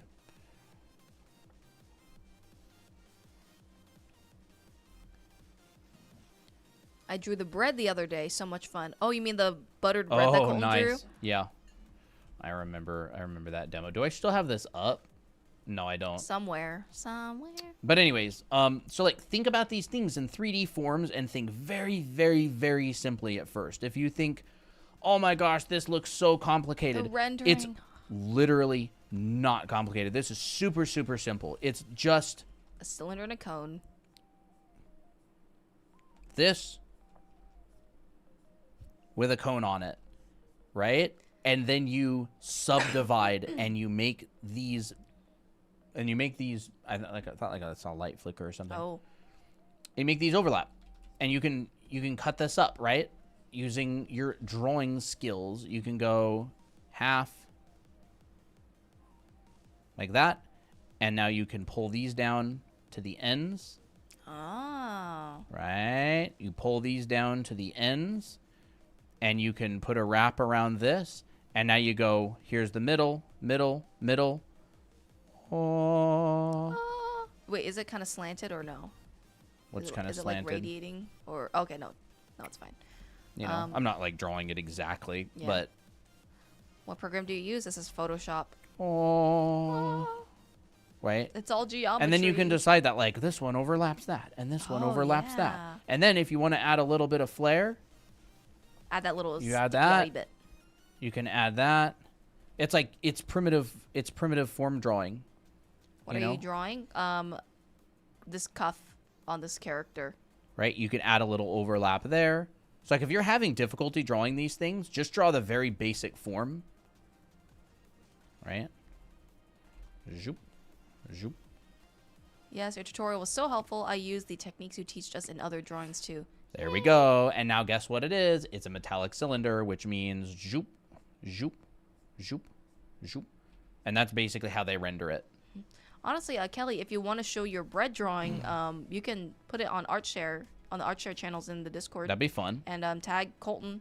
I would love to see it. Right? And then we can focus on more of the details. Okay, where are they subdividing it? What are they doing here? Okay, so they're like subdividing it down here. Hey, and James. subdividing it like right here. And subdivide. And that's actually as complicated as it is. Like, it's not a very complicated design. Like, that's how you could break it down.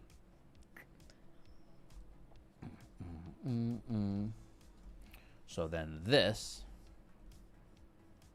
is this cuff. And we'll crop this in so we can slide it closer. She's getting cut off more and more. Ah. Right? So like if you have a really hard time drawing this pedal thing, start with the simplest form, cone. This is a cone. Right? Let's see. Thank you, Lemon Carl and Nate Rex for the follow. There you go. Start with that. And then split it evenly.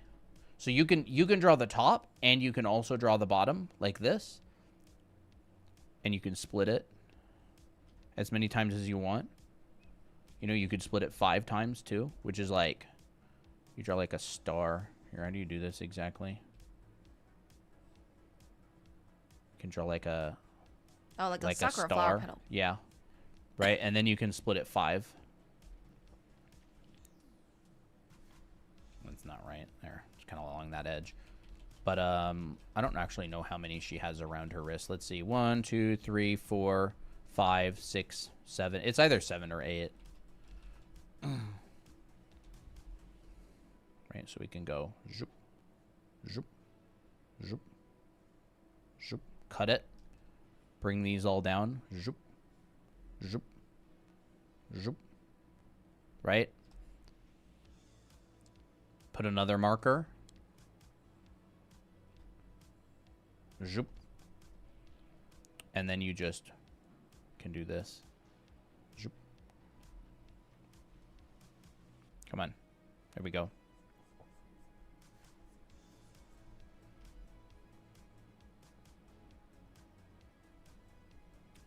This is how artists break it down, by the way. This is too far over. I'm not in the middle. There we go. Oh. Right? You're always like drawing around form. And then these ones on the edges, you just embellish a little bit. I feel like the ones on the sides kind of give more information of what the front view could look like if it's rotated. Yeah, you can see there's that. So we can, yeah, they basically just do that. Yeah, I like Amber's design too. She's very much like a Mickey too. Yeah. And you can cut it, you can adjust it, whatever you want to do. It's a good way to break it up.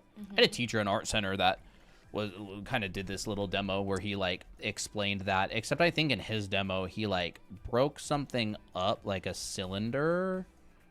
And it's like, oh, how would you like if you were drawing like a piece of concept or something? There's like Ahmed Al-Duri. Oh, it was Ahmed? Yeah. I thought it was Eric. No, Eric never did these like little quick things. He always had us plot everything, right? And he would basically just go like, what did he do exactly? Oh. Someone was like, "How would you add like a spiral around something?" And he, Wait, kind of went like genius. that or whatever. Or and you can even find like the halfway point on these, right? Like halfway point, you like trace this around, and you can go like boop, and like half, and half, and you can go like that through those, like that or whatever. I just do it like really quick. Really important to be able to break things up and simplify them. Mm-hmm. Very nice. Your brush has made me enjoy drawing on Procreate. Awesome. Glad. I agree. Your videos have helped me immensely. I'm currently working on a commission I've been dragging my feet over, and I finally have the drive and knowledge to work on it. That's awesome. That's a I'm really out of good juice. step forward. You are out of juice. That's not good. Your brush has made me enjoy drawing on Procreate. That's great. I'm glad. Sometimes the brush is what kind of motivates you. You're like, ooh, my drawings turn out consistently well because of it. It makes me want to draw more. And by the way, drawing, like breaking down character designs and stuff that way is pretty much the same way you would design them as well. Yeah. Think in terms of like large, cohesive main shapes, and then you can break them down into smaller, subdivided shapes. And like that's, that's such a good way to design, and you can't really go wrong with that. Yeah. I actually thought the way you explained how Genshin characters are designed and the repetition of shapes was really interesting. Yeah, you'll see it everywhere once you start. It's not bad at all to design that way. It's great. I just really like it, in a way I design that way too, because I'm like, it's fun. Yeah. It's, very shape focused. It's not as much like utility focused, I guess. Like- It's just aesthetic, Yeah, it's very aesthetic. and it's very a low barrier to entry, kind of just getting something in there. Yeah, and like another thing is, if you're going to be designing using Subdivision, try to throw in three-dimensionality as too. Don't just make everything like subdivided stickers. Try to pop things out, pull them in, bevel them, like that sort of thing. Like these are three-dimensional forms. They're not just stickers a lot of the time. And you do that point thing that you did. So one's further, one's closer. Barto Boss, hello. Hello. Share the drawing on Discord. Ooh, is that the bread demo thing that I did? Did you say you draw along with it? Where is it at? Where is it? Art share channels? Oh my gosh. Oh, that's Wait, fun. that looks so good. Can we show that on stream? That is very If you fun. don't I like mind. that.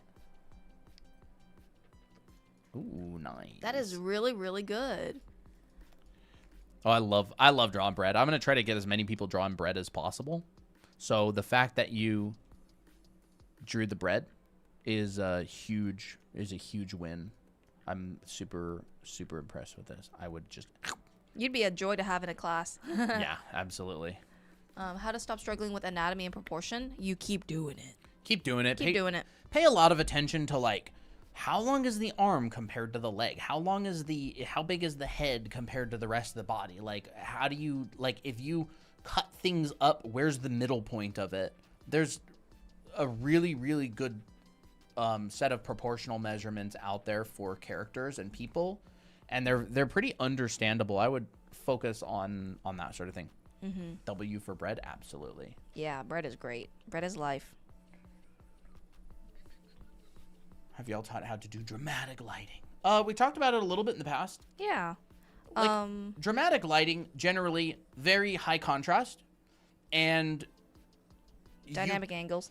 dynamic angles, which means like lots of triangles tend to show up. If you want something to be Yeah. dramatic, you can also light somebody from a direction that you don't usually see them lit from. Like when let's say like the light is coming from below, or no, it's from above, but like maybe there's something that's blocking it. It automatically creates like a diagonal, and that's dynamic, right? My characters are shaped like Play-Doh and Daddy Long Legs. Hey, that's a That's vibe. a vibe, yeah. I love it. That is a vibe. Bye-bye, Hat Spider. I think as long as you have, let's say your shadow direction is like this, as long as you have the shadow kind of wrapping over the form, and you have like cast coming from certain hair strands or whatever, like you're pretty safe with Yeah. a simple dynamic setup like this. Well, I'm just- dynamic or dramatic, dramatic, I should say. Dramatic, you know, It's about the vibe. I would say it's kind of like dynamic, right? Like intense. So you have really high contrast and maybe light characters in a way that creates a lot of angled lines. Yeah, angled lines, a lot of sharp, kind of triangular shapes. If that's what you're talking about. Bye bye Dahlia, have a good one. Bye, Dahlia. Yeah, I did. For those of you who don't know, I did a little bread demo a little while back on stream. I don't actually have any idea where it is. Here it is. Nope. Here it is. Yeah, I did a little bread demo during stream and then I made it in a sticker in our server, in our Discord server. I love it. Do you guys have a Discord? Yes, we do. Yes, we do. You can find it on our bio. It's there. Mm-hmm. How to know if we need purple shade as shadow? You don't need it. It's more preference. Like, you don't have to have purple shadows.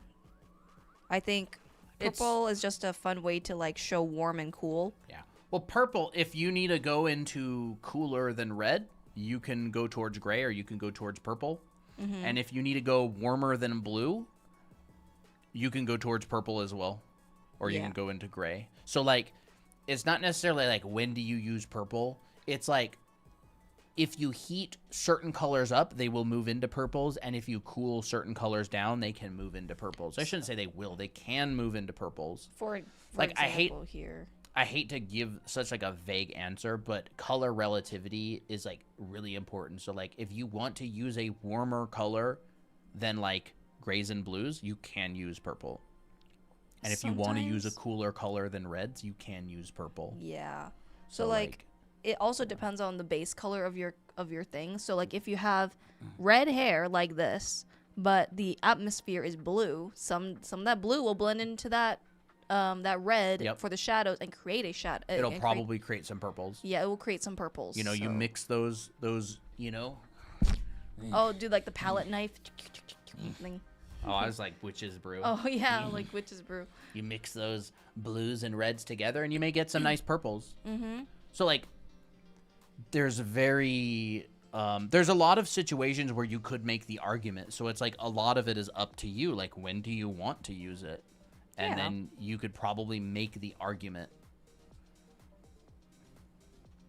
Because color is just so not that important. Like, you can usually argue a color. Yeah. Like, and by that I mean like your viewer will believe it. Mm-hmm. Your viewer, you can get it so your viewer can believe purple in a lot of situations.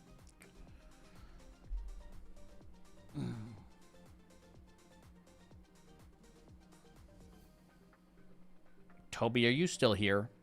Oh, Toby's here? Yippee.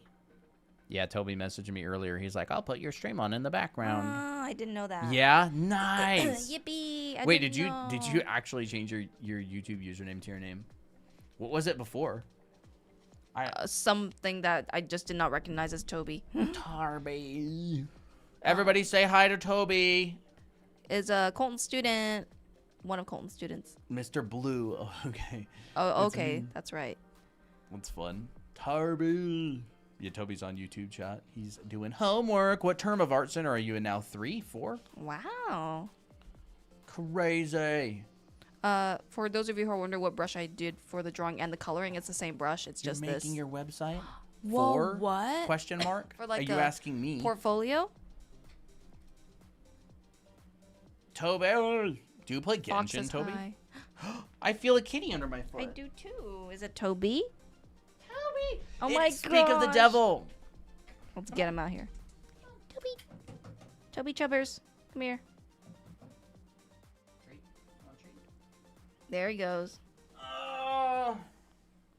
Toby and we named a cat. We named one of our kitties after Toby. Toby's weird because you can like force him to snuggle with you and he just won't resist and he'll just like sit there and enjoy it and start purring. Like all the other cats are like, nah, I want to do my own thing. Toby's like, okay, if you say so. You're so cute. Look at your little baby face. Oh, he has a round head. He's cute. Oh, Poppy's here too, actually. All 3 kitties. All 3 kitties. Hi, kitty. We never did put on kitty cam. No. Protect your water. Yes, I will protect my water. This is Applejack. He's like, what's going on? Like, I hear stuff. The Toby multiverse. Like, legit. Tobyverse. Poppy's behind Colton's chair and just licking herself unflopped. Hi, kitty. And then Toby's just walking around. Yeah, portfolio website. Nice. Nice. Oh, it is Toby. Are your live classes on weekends? Yes. Yes, they are on weekends. It starts February 21st, Saturday, and it will go for 6 weeks. We'll critique everything that you turn in. It is a figure drawing class. Mm-hmm. And we're going to go through, the body. We're going to go through gesture, proportion, construction, main volumes, the muscles, hands, feet, heads. Stuff like this. Analyzing the body and the main forms and the muscle groups. You were able to import it into the CSP. Yes, that brush works in Clip Studio. Who does Colton like better, Toby the cat or Toby the artist? Why not both? For real. Do you draw in manga sometime? Huh? Toby wants the water in the glass even more now because it's forbidden. Restricted. So yes, you can find that hi, class in here. Fox says hi to Toby. What brush is that on Procreate? You can get it for free on the linky on our profile. Yep, it's gonna be the green button. Everything is there. You'll notice that all our cards have the same link, and it's because they have all of them are on there. Yep.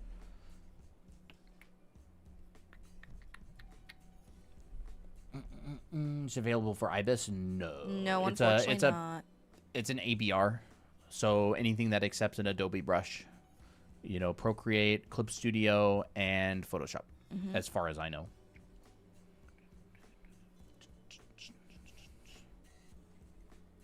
What I like to do sometimes for a study is I will literally paint over the line work. Yeah, you'll just go. I'll just the thing. I'll just merge the whole thing. But yeah. I wouldn't merge it. I'd just make a new layer because you might want to save that. That's true. I also noticed that with these styles, they'll have a little, and a lot of anime artists do this too, is they'll have a bit of a gradient on the edges of their eyes like this, as if it blends into the skin. So it's not all black, but look how nicely that transitions.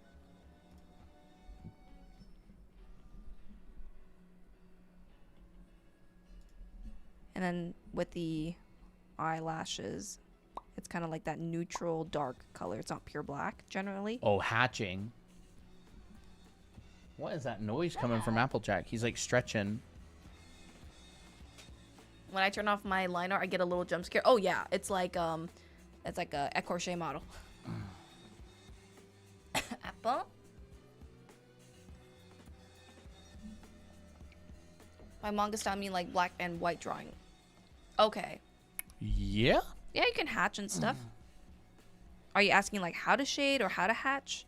They were asking if we draw in that style sometimes. I mean, I can't really say I do that much with the hatching. I don't hatch very much. I use more gradients and stuff. What colors could you use to render black hair? You got a lot of times rendering dark objects or black objects, it's gonna be mostly silhouette. You're gonna be working unless it's super reflective and it has speculars and highlights and stuff on it. You're gonna generally be working in a really dark value range, so you're not gonna get a lot of contrast. The whole thing's gonna be pretty dark, but you're still gonna get your same principles, like the specular reflection, core shadows. It's just gonna be compressed into a much darker value range. So dark things tend to be much more silhouette focused. Yeah. They just show silhouette a lot more strongly. Look how that even when I add in the shadow, it's really hard to see the shadow because it's just so dark. Yeah. The value jump is very small. It's still going to be in the same place. The color doesn't matter at all. It depends on the lighting situation. Mm-hmm. I mean, depending. People will lean towards one thing or the other sometimes, but you could do any color. Yeah, it could be a greenish dark, greenish black, reddish black. It just depends on the atmosphere. Depends on what's the natural tone of or natural pigment of the character's hair. You can have You can argue that you can Is have it a very bluish jet blue. Yeah. Is it a warm black or is it a cool black? Yeah. Like those will probably change what you and another thing is, do you have warm lighting or do you have cool lighting? Yeah. That's That will another also huge affect one. it. Mhm. Like the colors are completely dependent on the context of the situation. Mhm. With like white and black, it's going to be totally dependent on your lighting situation. Yeah. Like, what is the environment? What color of light source is there? Is it a cool light? Is it a warm light? What's the bounce light? Is it the sky? Then a lot of it would probably be blue. You know, is it a sunset? Then you'd probably get different colors. Are they inside of a medieval tavern with really, really warm lighting? Your colors are going to be way different than if you're like, I don't know, in a blue crystal lit cave. What if different color lights are reflecting on it? You'll get speculars, specular highlights, reflections on the hair of different colors. But they're unless the hair's like really super reflective, it's not gonna jump the value up that high. I'm trying to find like this for example. Right here, like dark hair, but here's like a pink light, so a lot of the highlight, like the extreme highlight part, would probably be just reflecting the light source, like color. But if I were to say, you know, let's add a green light in the back, like it wouldn't just take over the whole thing, especially You'd have. it wouldn't go like this. You wouldn't see that. Yeah. You would just kind of Is that behind her or beside her? I think I want to do behind her. Okay. So let's say the light. You'd get rim light. Yeah, you get some rim light. So it's like that. Yeah. You get some rim light, and the green light would affect it, but it wouldn't like spread everywhere.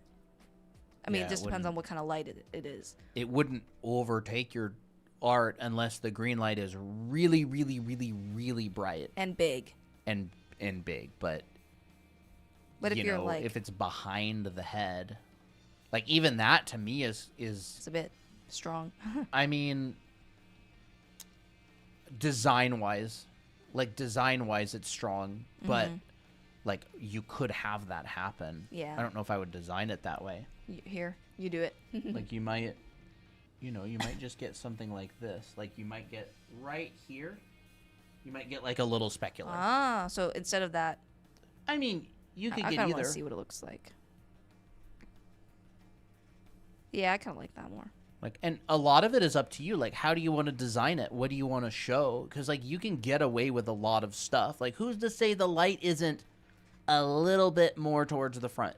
It would show more. Who's to say it's not a little bit more towards the back? Like, this is what photographers do, right? They position the lights in order to achieve a certain effect.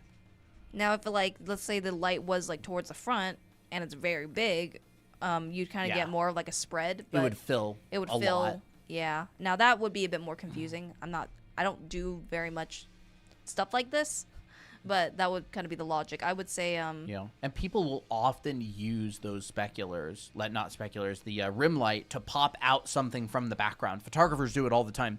They'll place a rim light in order to break out an edge from the background if they don't want a lost edge anymore. yeah, I'm just kind of testing. So, like, something out. you are using your light to design what you want to show. Because people will say, like, what would you do? Or what should you do? And it's like, I don't know. What do you want to show? Do you Yeah. want her head to blend in with the background and be mysterious? Or do you want the back of her head to pop out and be able to see the silhouette? Because you could do both. You could put a light behind her. Yeah. Hopefully that answered your question. I have trouble breaking the light rules. When would you need to break the light rules? Yeah, when would you need Like to break the light legit rules? question, because nothing comes to mind immediately. Like their lights are so flexible with their placement that you rarely need to break the rules. I mean, I think like when there is a light source coming from a certain direction, you want to make sure that that light source is believable, and where you place your lights and shadows is believable. But like you can also kind of modify shapes as well, but you're not gonna say like, oh, this light is coming from. Oh, I thought you were going back to the old. Oh no, it's fine.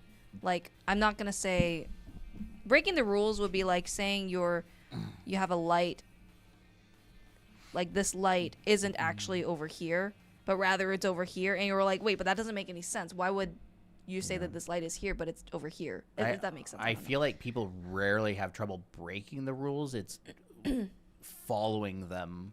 Oh, it's yeah. accidentally not breaking them. Like,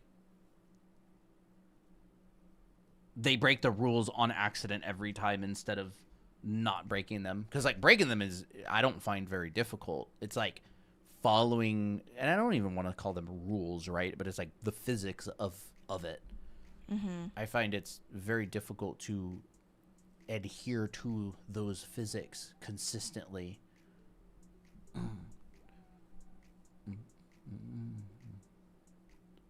can I make my line art look like Genshin style? Get a close-up of the line work and do your best. So what I mean by that is, like, take a close-up section. They just don't have dark line work. Yeah, they don't have... The line work blends into the rendering. Mm-hmm. So, like, you can see that it's holding it, right? It's like just a soft... It's not a very hard brush. It's not very noticeable, but there's a tint, and it's very thin. That's what I notice. So, like... Yeah. That's just what I noticed. They don't yeah. really hammer... Like, they don't really hammer that. They will just have a very even line work all throughout the drawing, but they'll tint it to blend it in better with the coloring. That's what I notice. And there's nothing else, much else. Yeah. You know what I did notice about the shirt on this one? What? It feels like on this side, this overlaps the metal, but on this side, it feels like the metal overlaps that. I wonder why. I wonder if the design is asymmetrical or if that was just kind of something they didn't really pay attention to. I feel like it was probably an accident. Can you ask a small question? What do I have to learn for drawing JoJo style if I'm a beginner? I mean, they all have the same underlying fundamentals, like perspective, figure drawing. Like, they may exaggerate, push, pull different things, but it's those same underlying fundamentals. So, like, if you want to draw in any style, definitely start studying and practicing foundation. Mm-hmm. You know, learn color theory, learn perspective, figure drawing. Like, what JoJo style has like really thick line work and stuff, right? Yeah, very bold line work. Like, you don't get a certain art style that all of a sudden ignores everything. Yeah. Like, you know, the planes of the face are really heavily defined, so, like, you'd want to learn head drawing. They render them in certain ways, but, like, clothing folds are clothing folds. The 7 basic folds are the 7 basic folds. Like, perspective is perspective. So I would definitely say, you know, start with, you know, learning foundation. It depends on what you want to do exactly, like how far you want to go with it. Like, if you just want to, like, I don't know, copy JoJo drawings for fun in your sketchbook, and you're not like wanting to get to a certain level, but you just kind of have fun doodling with it, then you might not take the same exact approach. Mm-hmm. I would treat it like a game. Like, how close can you get the likeness? And what ways can you tackle it? Like, oh, well, maybe I'll try like starting with the head shape first, and then adding specific details or specific things that make it like the JoJo, and just keep trying. Yeah, you know. You're gonna head off. Have a good one, Sasuke. Bye. Kanojo.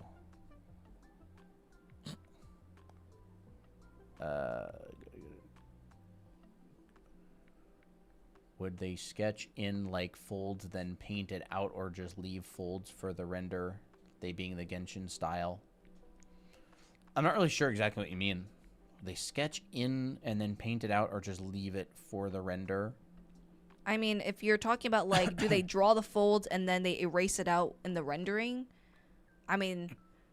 I don't know. I don't know. I'm sure within different artists who work on Genshin, I'm sure some of them, their processes vary a bit. Yeah, like, I've definitely seen a tutorial on ribbons, for example. It was just a ribbon tutorial, but, like, their line work was very simple, like, had barely any detail in it. They just had the essentials. But the rendering, all the details and yeah, the folds. that's what they meant. Oh, okay.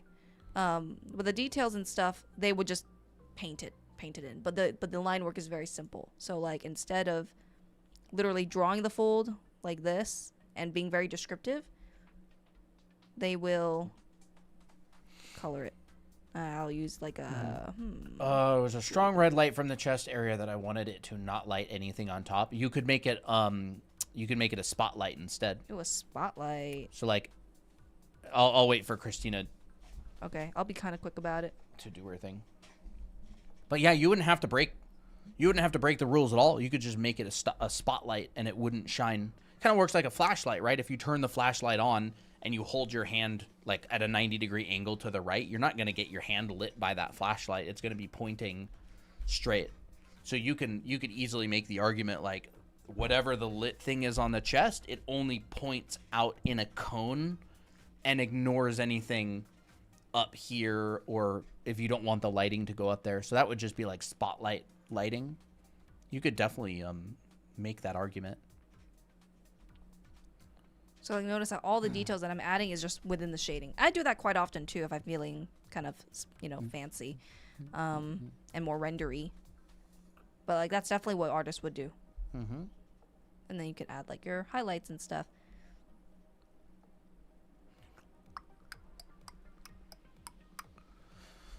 But anyways, you can continue on with your thing. Yeah, if you wanted to do a gem or whatever, like let's say that this is the thing around the neck. Right? This is the thing around the neck, and this gem, let's just say it grows. You could make the light come out in a cone like that, and it wouldn't light anything up here or down there, like not very much. You could easily make that. Or you could just make it like straight up an emissive and it would light, everything around it like that. But that would be changing your light type, right? Like one is more of like a point light where it kind of is like a light bulb, right? Where, what the heck does a light bulb look like? Here we go. Cute. And it'll light everything around it. And then the other one is literally like a spotlight. So it'll actually come out in a cone like this. Hey, Gran. And it'll only light things in this cone. I've always so if you wanted it to not light whatever's above it, you would just basically go, it's a cone. And whatever, the face or whatever is going to be outside of that cone. I was always confused about those kind of lighting scenarios. I'm like, does it light specific things? I don't understand. Well, it depends on the type of light. Like, you could do both. You could do either in real life. I mean, remember when everything was practical effects in movies? Oh, like, yeah. you can physically set it up that way. Like, you can make a lot of stuff possible in the real world. That's so interesting. Mm-hmm. Hello. How's it going? Hello. Cassie, what did they say? Yeah, what did they say? Because Do you guys stream every day? We have streamed the last 6 days in a row, I believe. This is the 6th day. Yeah. Cran Medina, hello. How's it going? You have a really hard time rendering different materials? Well, you're not alone because it's not something that's easy. It is very difficult. Ooh, that's kind of fun. But like different materials will have different amounts of reflectivity, different amounts of roughness. They'll respond to light differently. Like fur will be rendered very differently than metal. Like metal is going to have specular highlights. It's going to reflect the environment. It's going to have really extreme contrast depending on what's around it. Fur is going to like not want to change value. Like soft things don't like to change value very quickly. Yeah. So the lit side and the shadowed side, generally, depending on your lighting and your exposure of your camera, the lit and the shadowed side are a lot of the times not going to be a super huge value difference. Well, it's kind of like when you shine a light on a soft surface, a lot of light diffuses around and bounces around. So like the transition from light to shadow is very slow because there's a lot to go around. But with like reflective materials or very hard materials, There's not a lot of distractions. Good night, Kelly. I feel like my art usually ends up blending together. Blending together. What do you mean exactly? Like the materials? Like the materials all look the same. Yeah, it's probably, that's really, really, really common. That is very common. Material studies? But yeah. yeah. Sorry, material studies is the easiest answer. Yeah, like do material studies. Really, really pay attention to, like, learn your matte surface rendering and your, like, reflective rendering, the basics of those. Really, really important. So I also recommend writing notes down. Like all the properties of the specific material that you are wanting to draw, like literally write them down. Is it round? Like, is fur, what is fur like? It's round, it's soft, it's feathery at the ends, it's mostly graphic. You know, what's the, hold up. It is Like not like this, but it's more like this. And what values do you get? Like, literally look at the reference and go, do I see really lights next to really darks? Yeah. Why? Or yes, or why not? Metal, you will get really brights next to really darks. Latex, you will get really brights next to really darks. Leather, Plastic-like texture, yeah. leather is kind of in the middle. Fur, generally not. So, like, pay attention to those kind of things because your material will change a lot of stuff. A lot. So write notes so you can, like, actively decide how you're going to render it. And then Do also, notes. yeah. Notes and studies. Like, you know, if this was fur, would not look like this. You would not get these crisp reflections. Like, and you get these little sticky outy bits like this. Why do you get this sticky outy bit, chat? Why do you get that? It's because there's like a little lip on it. Little. Yeah, there's like a little, it doesn't just end, it kind of goes down and then ends. And so you get this and then this. And like, you're not going to get anything like that on fur. You'll never get that on fur. Like, why do we get this little, like, rounded bit at the end right here that, like, curves before it ends? And same thing here, like, why does this curve before it ends? It's because that's how the material responds to the light when this particular thing happens. You don't get that on fur. You're definitely not gonna see that. Like, look at the difference between this material right here and this material right there. You get very bright next to very dark, but as soon as I move down to this dark fabric, all of it is dark. You're not even really getting any, you're not getting any highlights. It's very, very same, and it's all dark. And then here's a cast shadow, and so it's like you get all the way dark next to mostly dark. Someone asked change in form, like Moth asked change in form. I'm guessing they mean, what does that mean? Like, Literally, like a form physically changes. Like, you have an object facing this way, and then it faces this way. Like a box, like the sides of a box or something, right? You can have curved forms like this, right? Where it's like... That's a change in form. Change in form. Like form from change. one Like physically a surface changes. Yeah. Like this does not change form. Right? But if I make this a ramp, this is a form change because it's going up. Form change is value change. And so these things are going to affect that sort of thing, especially on really reflective materials, because like you're getting the lights up here, you're getting the ceiling, you're getting more lights, you're getting even some of this red background. It's influencing this reflection right here is getting, look at all that red in there. But then if you come down here, I don't think they can it's see like the color picking. Oh, you can't see it on TikTok, can you? Nope. Like you come over here, not as much. You get a little bit of blues and stuff like that. But like, look at this. Look at the saturation of this red. It's all the way up here. Wow. Now, like, don't look at the color without considering this, because it could be red, but if it's all the way down here, it's gray. But if it's red and it's all the way up here, like you're getting a reflection of the background. What?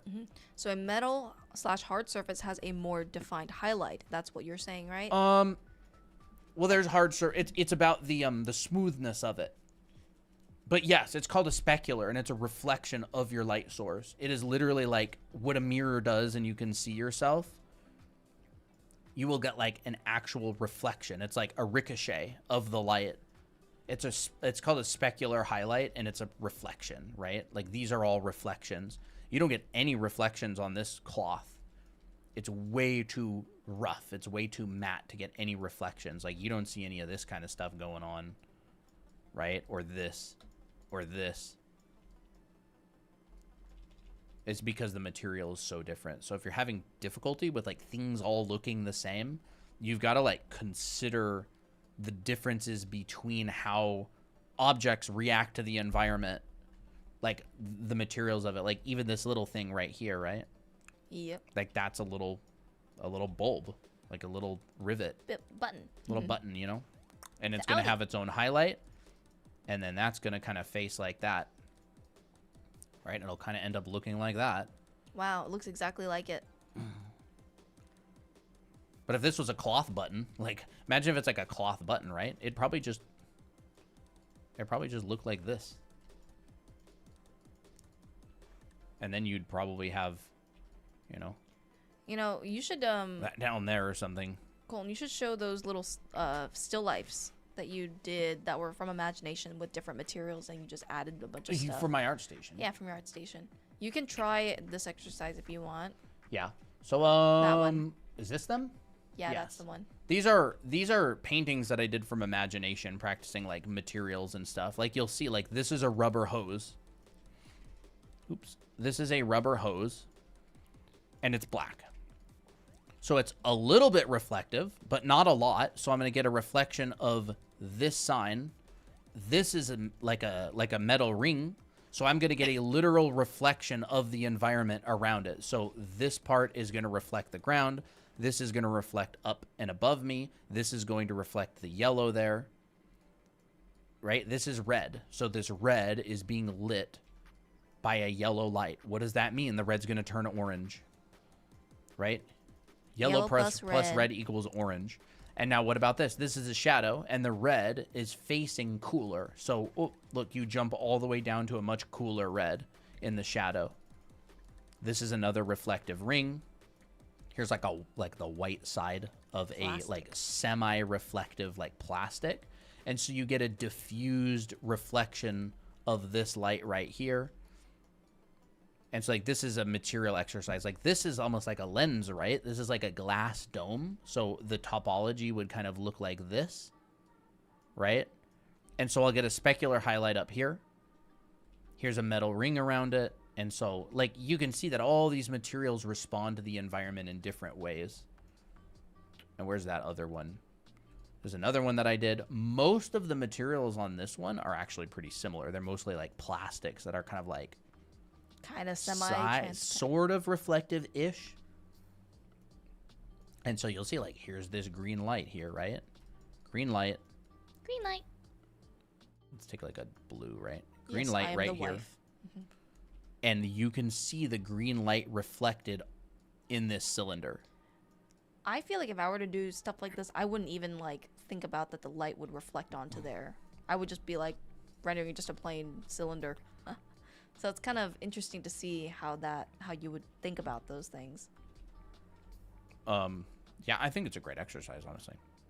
It's a good exercise, right? Look at this. Cool light up that way.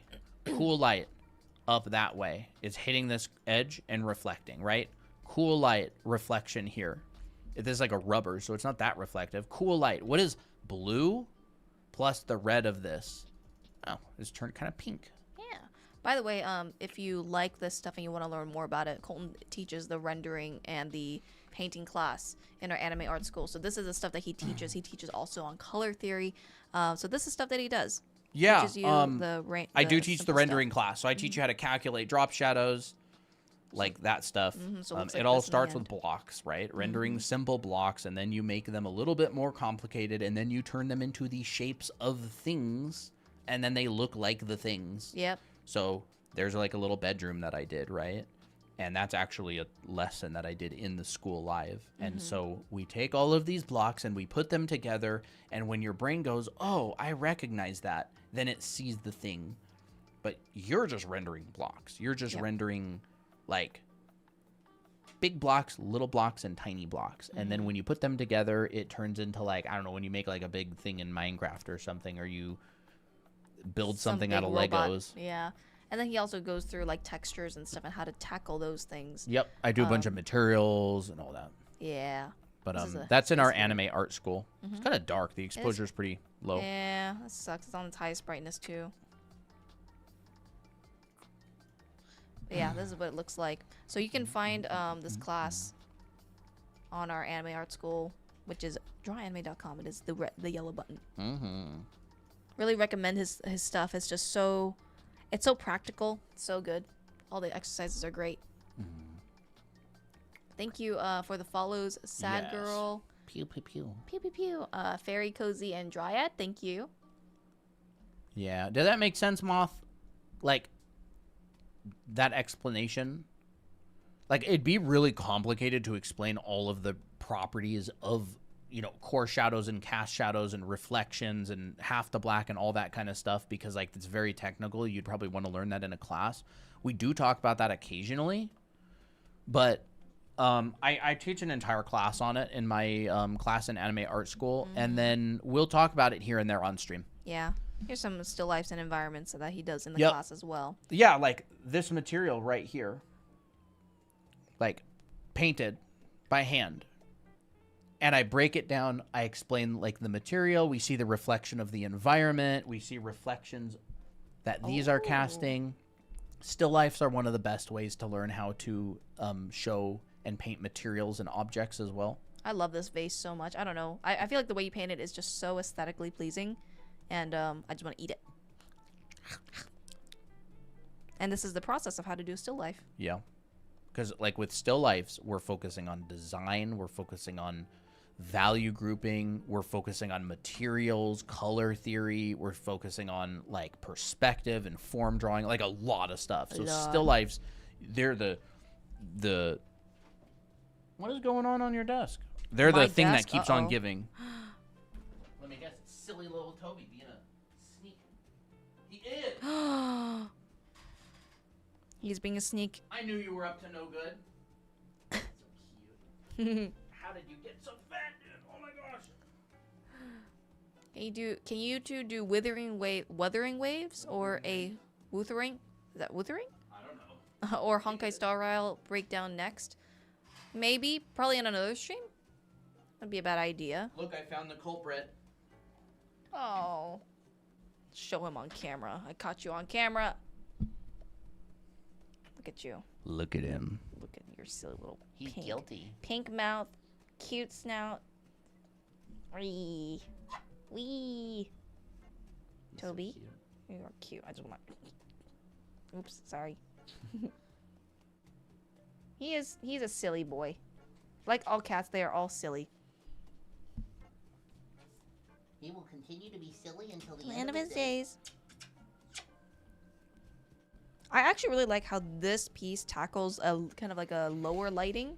Like you can see that a lot, there's like light coming from the bottom, and it's how they shade it is actually kind of interesting. I need to take notes. Very realistic painting of a cat. Yeah, We drew destroyed our whole house in order to make it. Wuthering Waves, I think that's what it's called. Another gacha game made by a different company, so the styles are different. What I would do with 2 hours and 15 minutes, 9:30. You wanna? I think we'll wrap up. Want to do it? We can do more style breakdowns in the future. Yeah, I didn't mind doing this. What did you think? Did y'all like it? I hope it helped. It's a happy cat. Oh, very happy. Very cat. Heavy. Heavy and happy. He's a very floppy cat too. We can do more style breakdowns and stuff in the future. You know, talk about kind of gives us stuff to talk about. A lot of that stuff. There's so much to do in a style breakdown. It's not just like how to draw. What does it look like? It's like the thought that goes into it, the process of creating it, the underlying foundations below that. You could talk endlessly about this kind of subject. And, you know, for us, like, we really like to focus on not just the small stuff, but, you know, the overarching, large, bigger picture. Like, for me, you know, I kind of will cater to people who are like, I just want to draw the style. How do I do that? But Colton teaches more of, like, how do you actually get to this point? which I think is really, really good too. So it's like kind of learning a bit of both. Like you can learn some lakes and rivers, I guess. Lakes and rivers and streams. Think in terms of big, medium, and small. Bigger picture. Crazy to me how Genshin can think of these crazy detailed outfits. We talked about that earlier on stream. Yeah, we did. We talked about subdivision and breaking larger shapes into smaller shapes with like a shape language and design and everything. So if you want to be able to, create really detailed things that have like a cohesiveness to them, we did talk about that sort of thing earlier on stream. Talked about some of the techniques that they use, how they do it, how they come up with details and stuff. Like, I mean, pretty straightforward here, right? This is a cone. They got a main shape language, and then they just kind of duplicate it into smaller ones. And then they versions. subdivide it around it, and then they subdivide this into diamonds. You could definitely do this. Like, you could definitely come up with designs like this within a very short amount of time. It's I think like anybody can learn how to do this for sure, right? It's more like repetition. Yeah, subdivision around three-dimensional forms, And then they also overlap a lot. And a lot of look overlaps. At that string down there. This, yeah. Yeah, they just add a bunch of stuff. Absolutely, and then you do it over and over. Additive and subtractive. We did talk about this earlier on stream. So if you're interested in that kind of stuff, you can go check out the live stream on our YouTube channel. You can actually rewind it and everything the whole time. It's really interesting. That's one of my favorite things about design, is just talking about like the process and shape language, form language, how you keep things consistent, creating like almost like a style guide as well. Like, for sure they have style guides for well, look at here, for Genshin. Applejack. It's really cool, and a lot of people don't know it. I learned it in design school, and I was going to FZD. Fang talked about like Asian art style design a couple of times, and really broke down how they do it. Yeah. Boom, boom, boom, boom, boom, boom. You see it some in Western design, but not nearly as much. I think when it's like inspired by Asian design, you see it a bit more in Western designs. Yeah. A lot of subdivision, a lot of taking larger shapes, breaking them into different chunks, and then repeating patterns and textures and different stuff. I think it's kind of interesting. A project that kind of blends that Western and also Western aesthetic and also Asian aesthetic is like Resident Evil, I feel like. Yeah. Resident Evil has like this very westernized design language, but also like there's aspects of Asian influence in like the character face and structure and stuff. Very cool stuff. That's interesting. I'm just thinking about like the designs of certain things. Resident Evil. Is it made by a Western company? I don't remember. I don't know. I thought it was always been a Japanese project, because if you look at the old art, it's like more anime-ish style. It does feel oh, and same thing with like Final Fantasy. It's got a blend. Oh yeah, I mean Final Fantasy is straight up, Eastern. Yeah. Like design language, all that sort of thing. It's very it's like in all the projects, that sort of design language and everything. Yeah. I think it's cool. I like all of it, and it's super fun. Very difficult to get hired on a Western project with a portfolio like that, though. Yeah. They just don't really do it here. So you need like different stuff in your portfolio, at least if you want to be a designer. For Western projects. Yeah. But like people can do both, like for sure. Like really good designers, they can do both. Toby said no, or don't go. Guys, don't go.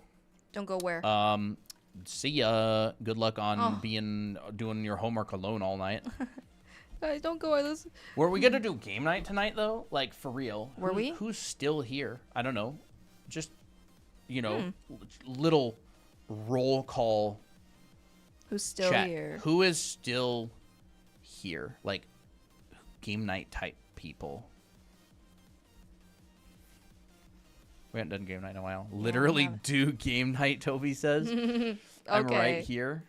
Hey, I just joined. Hello, welcome. Colton, we can just have like some Caesar salad tonight. It's easy if you're going to do game night. Oh, I don't know. What were we going to have? I don't know what we were gonna have. We didn't really talk about it too much. No, but I would like to get the Caesar salad because I kind of got a lot and I want to get through it Sure. before it goes bad.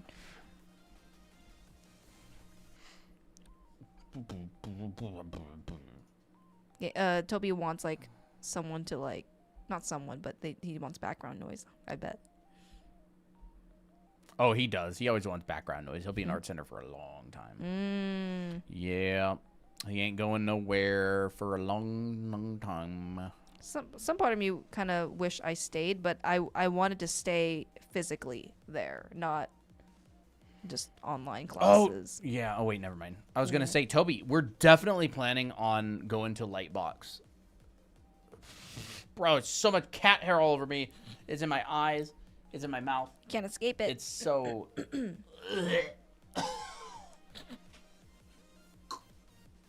Rip.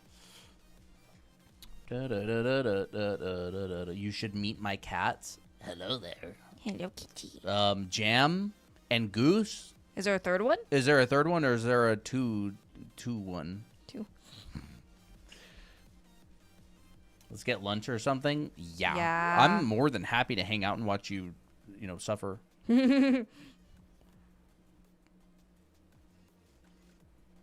From TikTok to YouTube, that is the meta. I want salad. Do ya? I'm pretty sure foxes are carnivores. Drawing fictional plankton that live in the sky. Yummy. That probably does exist somewhere. Yummy? I don't know. You eat Sounded plankton, yummy. or are you a whale? I thought whales ate krill, which is not plankton. What eats plankton? Wait, yeah, it was krill. What eats plankton? Deep sea fish, I guess. Yeah, chat. What eats plankton? I forgot in biology class. Yeah, it was well, at least according to Finding Nemo, I think it was krill. Oh, Whales? I guess whales could eat plankton, but don't plankton like live in like deep sea stuff? Basking sharks eat plankton too? Hi, are you all the ones with Udemy courses? Yes, we do. Yes, We do have them. we do. Frictional But we also have our own school and website now. things you can check that out here, too. whales eat. Things that whales eat for 200.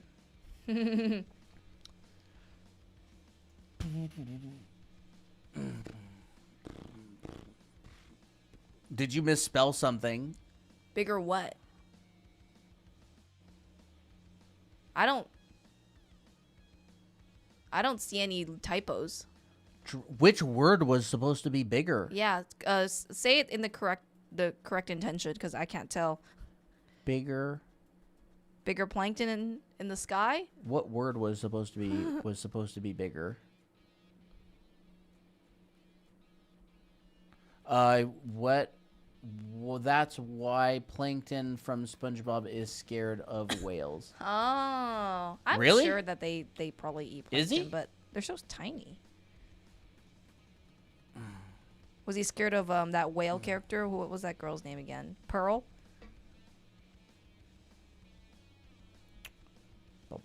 Whales. What eats sponges? Sponges? Besides, I don't know, doing dishes that eats sponges. The garbage disposal eats sponges. Mm-hmm. Yup, Pearl.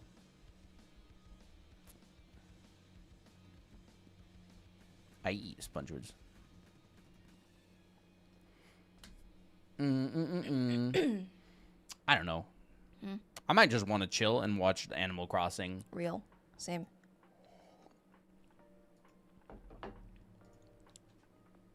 I just did a little study of the original artwork. I actually kind of like this gradient from here. I love Christina's demos compared to my demos, right? Christina's drawings, my drawings. Boy versus girl drawings. Wait. Yeah. That could be a funny post. Mine are all like Analytical, breaking things down, explaining things. And the funny thing is like Christina and I are doing the same thing. Like she's thinking about the same stuff. Mine's just pretty, I Yeah. guess. It's just put together. It's not.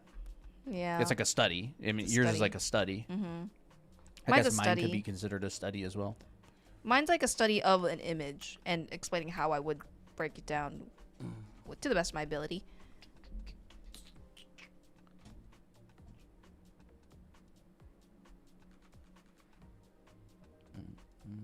Just jamming goose.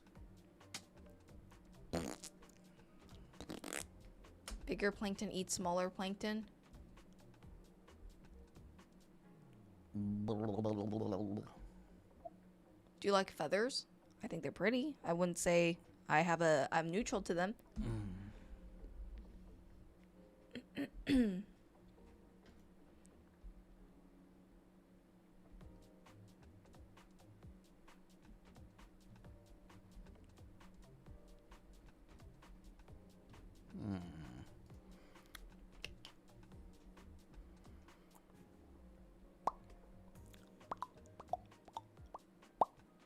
Does that center look a little bit... It's off. It's very off. It looks a little bit pushed towards us. Yeah. It's supposed to be like over here. Yeah. I was just looking at it. I was like, I'm like, crap. It's like a wrong belly y'all button. will need to pull the top down too. Yeah. If you're gonna extend that. Yeah.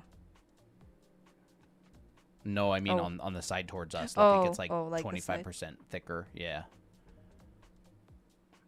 You might even want to push it more, just because like her belly's like facing this way. is there, but then this is above the belly, Okay, so it's gonna stick out even further. I'm gonna just go out and go like this. Yeah, that would work. That works, and then whoop. Fixing art is easy. Not really. There we go. Now it feels more centered. Boom, boom, boom, boom, boom, boom. How do you render line art? You don't render the line art. You render it inside of line art. No, Yes. I'm kidding. I mean, I'm not it's that type kinda of true, though. person. It's the same as any other rendering. You just have a line around it. Yeah. I mean, it's general, the line becomes more of like a holding line on the outside. It allows you to render much less without having the drawing look unfinished. Yeah. So you'd render it the same way you'd render anything else, which is, like with form and value and materials. First live drawing live you come to. How nice. Hey, awesome. Nice. Welcome. Welcome. This is not a typical type of stream. We don't do art style breakdowns very often. Not very often, but it's kind of fun actually. It's not too bad. Ooh, I just realized. It's funny because we tell everybody every stream, oh, we don't do fan art. We don't do fan art. And I don't even know. Would this be considered This is fan art? not fan art. It's a study. This is a study. If I did fan art, I would make like a different illustration. Yeah, it would be like your own illustration. This is just a study. Yeah. I'm not doing anything new. That's why I like this kind of breakdown more, because I don't really enjoy like. Actually, no, I don't. I take that back. I do a lot of studies. It's 300 and something of them. I kind of find these pretty therapeutic. Like I would just do these like as a hobby on my own time, just for like extra practice. You have, haven't you? I have. It's Here just and there. not here and there, but not really. I like to do more every now and then. It's kind of fun. Maybe I should do some Genshin studies for my 1,000 heads then. I'd like to see Christina draw Psyche and Irene and Miki and Ray together in Genshin style. Commissioner. Do it. Yeah. Do it. We'll even give you the Miki part for free. And the Ray part. So. What?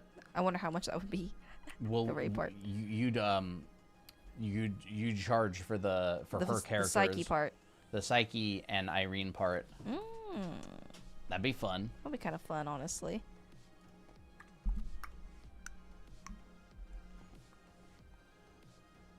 But I need to make sure we don't have any outstanding streak. Oh, you found it. On what? They did the big head on the snowman. What? No way. Wonderful. Just wonderful.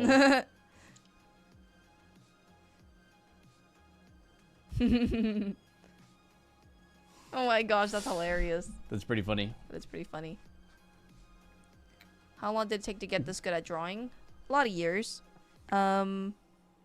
It's just kind of like a long marathon, but the more classes you take and the more you learn and do assignments, the shorter it will take to get there. And, obviously practicing and drawing a lot.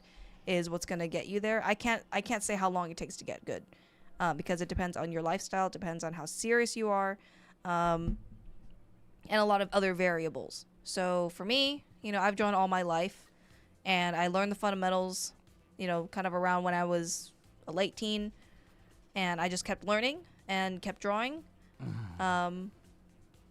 So it's kind of just like a lifelong thing. Snaz, are you here? Bum, bum, bum, bum. Art trade when, Christina? I don't really do art trades these days. Not really that much. So I don't know.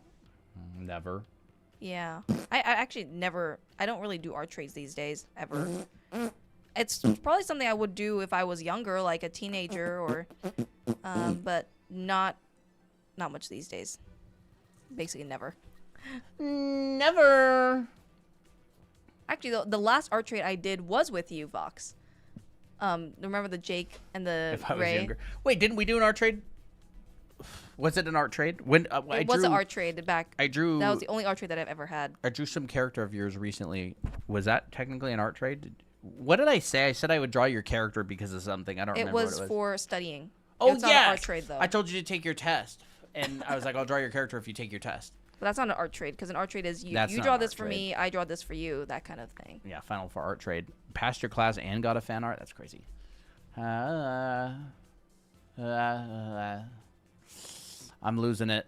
You're losing it? I'm losing it, chat. I'm ready I feel to like wrap an up. art center student all over again. I can't imagine what Toby must be feeling right now. Just wait, what week are you in? You must be in like week 1 or just something, call right? this Or week 2? Probably 2. 2. Wait, how are you already crying? It's like literally barely even started the term. First day is Tuesday. Wait, you're not even in term yet, and So you're no- crying? It's probably like a like a summer assignment, is it? Winter assignment? Yeah, winter. Oops, summer assignment. What am I talking about? It's not even summer yet. My assignment for the first 2 weeks of one class, it was optional in my defense. Yeah, optional means required. That's like saying Miki art is optional. It is optional, but it's... Absolutely required. Yeah, it's absolutely required. Like, let's be real here.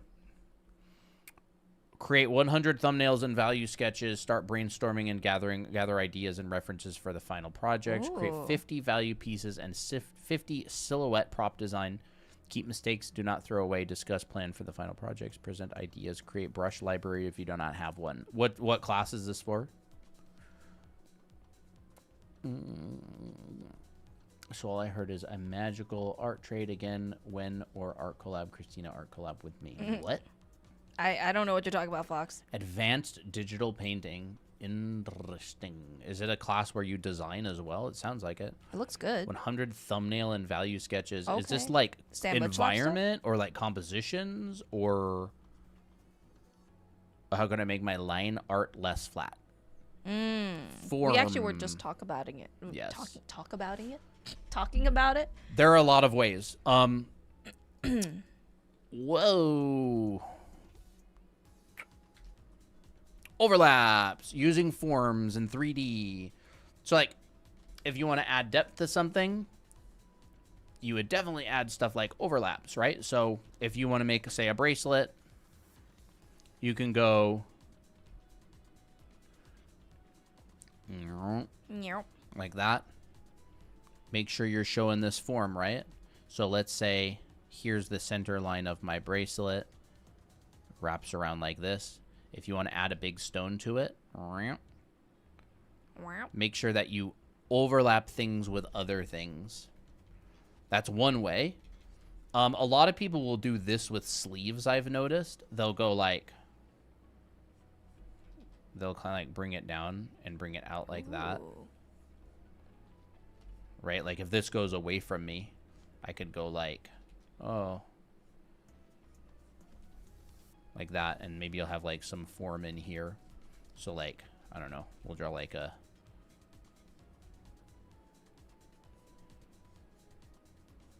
Oh, cute.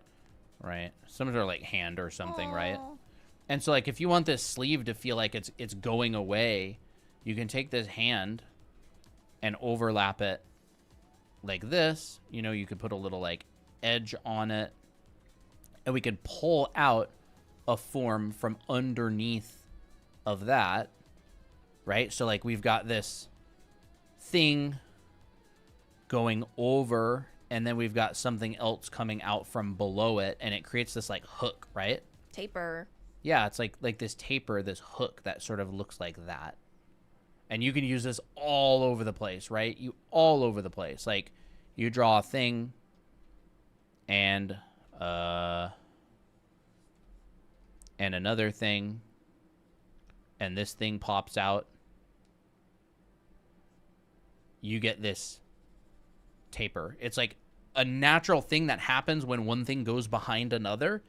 You get a taper and you use it all over the place, and look for it. Like, look for it all over the place. You'll see it. Like, if this was thicker, it would probably come out more like that, right? Like, you'd get, Ooh.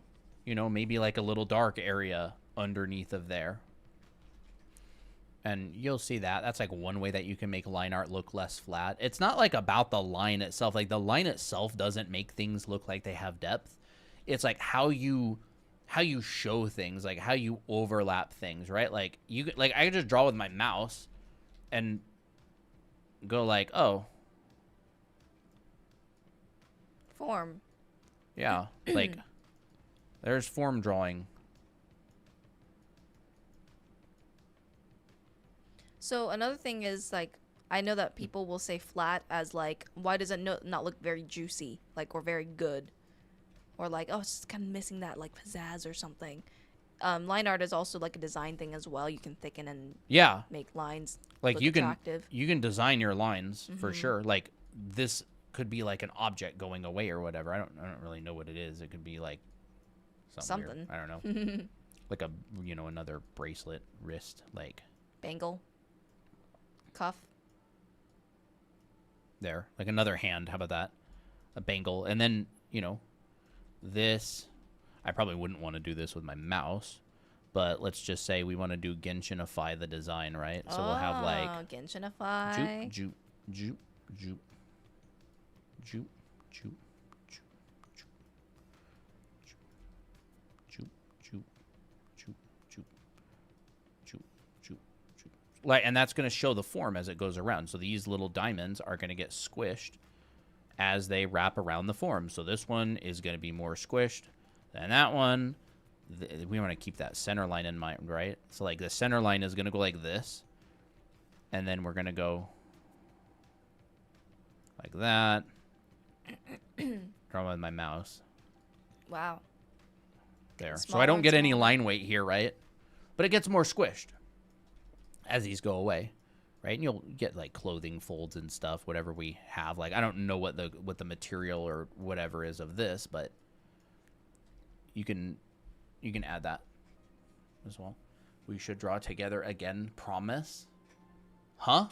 I ain't making a promise I can't keep.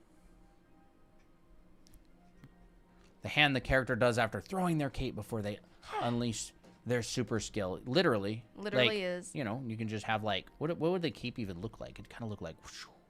Yeah, it would kind of like appear behind them. Yeah, maybe we can go like,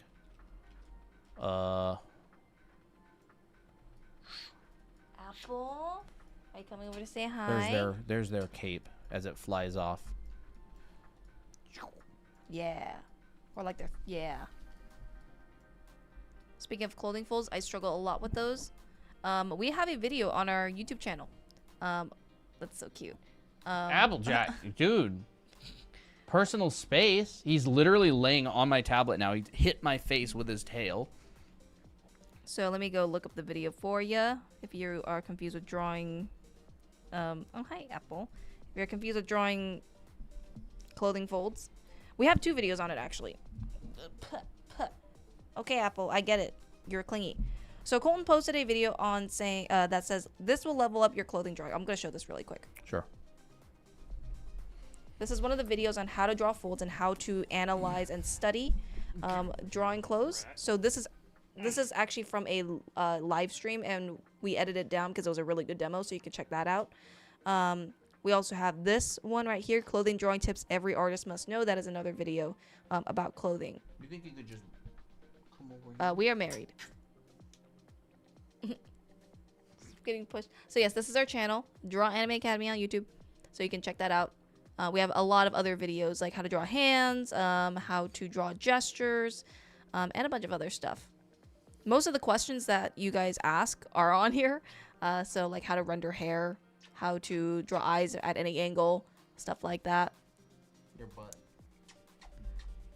You're a pest. He's a little pest. And we also, you know, if you want to be more serious with your art and you want like an actual really organized program, we have our anime art school. This is basically like a college alternative to learning the fundamentals. Art school is very expensive.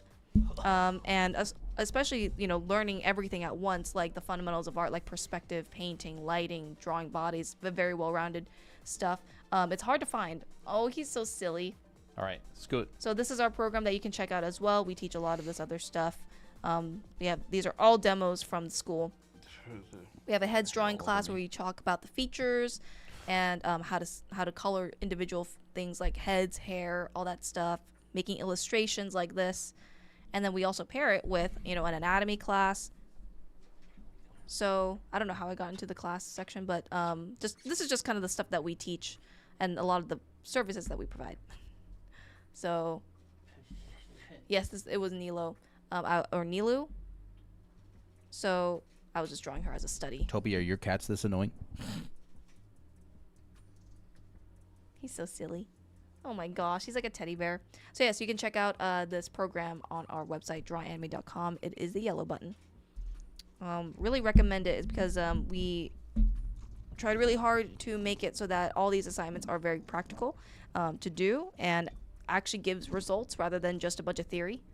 So yeah. Oh, hear the purring ASMR. Applejack purrs so much now. He used to not purr at all. When we first got him, he like His never hair's purred. all messed up. Now he just purrs all the time. Yeah, deal with it. He moved my bookshelf and desk to prevent Goose from eating. Oh, My I monitor moved. cords. Okay. Okay. So he ate your monitor cords. Yikes. That's not good. That's not good. He tried to shove his head under my monitors. Applejack always eats the sticky notes off of my monitors. He does. And he ripped apart our blinds, bro. He tries to dig through the blinds to see out the window. We had to like armor them with cardboard. He's always trying to wreck our soundboards. Yeah, he hates us. Sound He doesn't want panels. us to be streamers. He tries to rip our foam sound absorbing panels, our acoustic panels off the wall. And he's looking at them right now. Yeah, he's out for hungry. blood. That's crazy. And Toby's funny, honestly. Like really, Toby cat. Cat Toby. I'm so tempted to like make these highlights a little bit brighter. There we go. It's cuter. Not sure if I asked this before. What would you recommend for someone who isn't sure what branch of art they want to pursue, like choosing between making webtoons versus doing character designs or viz dev? I would try them. Like they all share foundations, right? Like Yeah. if you want to make a webtoon, you're going to need the foundations of figure drawing. You're going to need the foundations of perspective, like storytelling with that one. Like it's the same foundations with all of them, right? If you want to do character design, it's a design job, right? You're doing characters, you're doing you're going to learn shape language, you're going to learn figure drawing, you learn design like proportions and costume design and, you know, historical, like draw a bunch of historical stuff. You need to learn the 7 basic folds, take clothing drawing classes. If you want to do viz dev, it's still design. It's dimensional drawing, shape language, like a lot of these, the skills overlap. In fact, there's a lot of artists out there who do like all of those things. Yeah. Like they'll work at a company as a character designer and then they'll get hired for viz dev. And in the meantime, they're working on their webcomic. So like it or really that's why it's called the fundamentals, right? Because Yeah. you can, it's so well rounded that It's the fundamentals. yeah. So like could basically do you anything could with it. literally do them all. Like nobody's stopping you. Like Yeah. they share the fundamentals. Like a lot of them overlap a lot. Like you're probably not going to need storytelling if you want to be a character designer at a studio. But Bruh, so much cat hair. Real. You can do them all. Fundamentals. Gotta Same do set of 'em all. fundamentals. How do you know when you know the fundamentals? When you're Confident. getting, guess. yeah, you'll know. You will get know. to that point, you know, and it takes, I don't know, it depends how hard you work, but, you know, it'll take a good number of years, and you'll start getting, like, job offers or a bunch of followers, and, you'll know. Like, you know when you get to a level that's, like, you're comfortable. Like Things lot of don't scare practice. you. Things don't scare you. You have a solution for problems. You're actually like, dang, like my work looks decent now. Like you'll It notice holds up. Even you're old like, artwork wow, would hold up. this artist that I used to really like, not actually as big of a fan of their work anymore. You know? Yeah. Like that happened to me at one point. I had all this artwork that I really liked saved in a folder, like a bunch of concept art. And after I started working professionally, I opened that back up and I was like, oh, there's student work in here. Like, I didn't know it was student work back in the day, but like I can tell. Mm-hmm. You know, I like, had that oh, too. like I the had that same scale, experience. the scale of this, or oh, this person, you know, has used a certain solution. Not that like I disliked it, but like I had an opinion that was experienced now. I was like, oh, this person used this solution. Like, you'll start to recognize that stuff. And so, like, there's certain solutions, like, they're not even bad. You just recognize them because you have experience now. You take character design classes, and the teacher will talk about a particular thing, and you'll be like, Yep. I see that. Oh, I saw that all over. And, you know, again, not bad or good. It's just you'll start recognizing stuff because you'll start building an expertise in a particular topic. And that's, you know, when, you know, you get experience and have your own opinion on stuff that's informed. But it's those same fundamentals. Like, it takes a really long time. It takes a really long time to get good, but practice is fun. Like, you'll get there. Mm-hmm. Just kind of steadily go forward. But, like, you can do it. A lot of people do all of them. A lot of people will work in VizDev, and they'll also do character design, and they'll also have a story that they're working on the side. So, like, you don't have to choose one. You can do, like, you got time to do a lot of the things that you want to do if you're diligent with it. I would recommend, you know, hanging out and becoming friends with people who are also wanting to become professional artists. Work with them, do homework with them, study together. Like, you really will keep your motivation up a lot. Mm-hmm.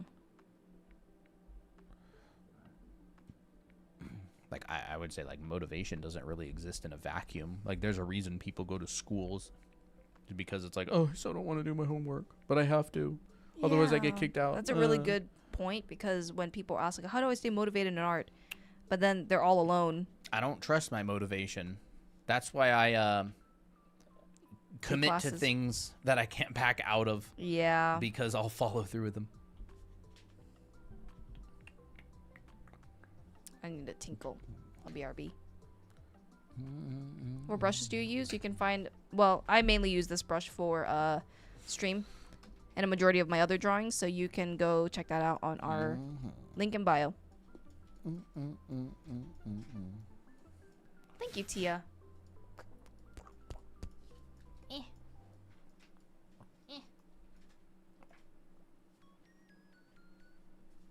We've been live for a long time now. I love how Applejack came in, bullied us, rubbed against everything, got hair all over everything, and then he's just like, okay, see ya. See ya. Da-da-da-da-da-da. That's the one. Yeah, that's the one that's being used. It's pretty much the only brush that gets used on stream. When I stream, I'll use like a little bit of different brushes here and there.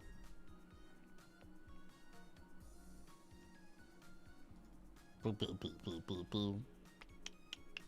Oh yeah, we're probably gonna do like a Microsoft Paint only stream sometime. I was messing a little bit with Microsoft Paint the other day on stream, and it honestly seems like a fun little thing to do, a Microsoft Paint only stream with like the mouse, just straight up, you know, everything in Microsoft Paint with the mouse. How late are you gonna be doing homework, Toby? well night. Wait, school starts Tuesday, and you probably did a bunch of stuff during break, so you're probably totally behind on your homework, right? Nothing changes. Nothing changes. You Nothing grow up, ever you get older, changes. you're just like, I'm cooked. Adulthood never changes. Just prepping for class. That's good. Prepping. Who's your teacher anyway?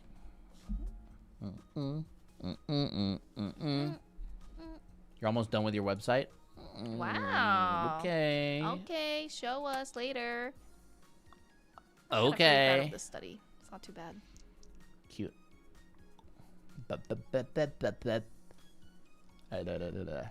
Well, maybe we'll wrap up. Yeah, you can send me your website when you're finish it. Mm-hmm.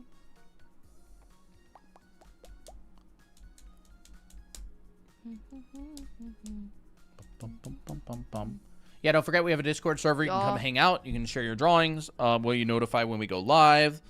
And a lot of people in there will like hang out and have fun, and we'll do game night sometimes and all share that. your artwork and stuff. It's fun. Yo, you can ask questions in like the help channels and stuff. Mm-hmm. Applejack gets his hair All all over. everywhere. On your white shirt. Yes, And it's just in your nothing but hair. lungs. Do you have one of those choms, Toby? They're so nice. are They're like very the little useful. sticky rollers, except they're not sticky. They have like little fabric that's like snake teeth that kind of points one direction. Safety. They're a lifesaver. Know what is that? Chom. Chom chom. They're great. They're to help get rid of and clean up hair, and you just kind of like rub them back and forth, and they collect the hair, and they're like reusable. So you like empty out the little container, and it's all full of hair. You rub it on your shirt, you rub it on your couch or your chair. So if you deal with hair everywhere, Get a chom chom. choms are great. Ria, since we're gonna be wrapping up kind of soon, I'll just send you a video that you can look at on our channel, Draw Anime Academy on YouTube. It is hair drawing tips you wish you knew earlier. That is how you can draw hair. I cover a lot of the tips, so you can check it out. Apple, hi Apple, come here. Come here, you little big chungus. Come here. I guess not.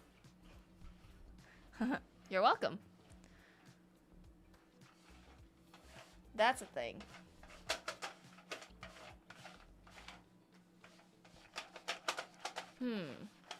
What if I even said like, oh, hair isn't really hair. It's just shapes and forms. They've been rubbing on my face, dude.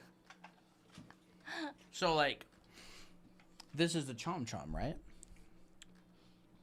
And it has this hair on it, and it like grabs the hair because like all these point one direction, and so you're like, zoop, and it grabs the hair, and then this thing flips, and this one points the opposite direction, and so it flips back and forth, and then inside of here Is hair. there's these little grabbers that pull the hair off and pull them into the container, and so it's like an infinite use sticky roller, and it works amazing, dude. It's so good. I use it on my face. I use it on my head. No, you do. I just get hair all over me. Well, yeah. Dude, there's so much hair on it. Reviewing the chom chom. Animal hair. Apple, you're back to wreak havoc. They're and great. cause more hair. Use our referral code. No, Oh, I'm look kidding. who's Oh my gosh, we just got done cleaning. He's like, He's I like- don't care. He's like, oh, did you not want me here? He's a sweetheart. He is. A Toby sweetheart. is too, dude. There's Poppy. no water. All in three cats are sweet. there. Mm-hmm. We got all three pretty good kitties. Oop. You think one of your OCs was use a choms? Yeah. Oh yeah. Gah. Gah. You don't Hey. even think about it. He's attacking. Chad, did you hear that? What was that word? He just said apple. Nothing.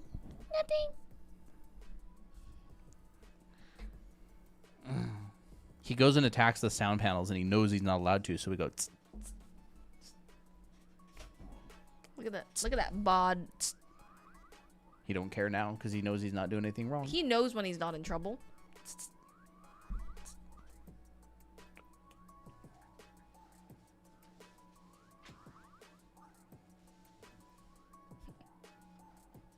Jiggle, jiggle. Jiggle, jiggle. What's this?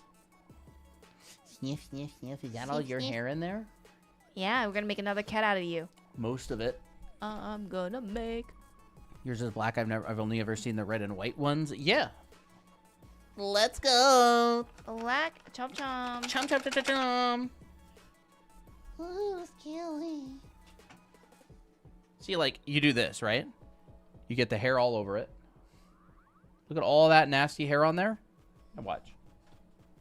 They didn't even see that. A crap, bro. Okay. You see all that Yeah, nasty hair on there, right? All that nasty hair. Watch this. Oh, wow. Crazy. Guess where it went? Right in the little thing. Dude, they work so good. And you just go on everything. Now you Oh my gosh. got a dude. lot of I gotta hair. do it to the air now. look at Applejack. He's like following it. Can't.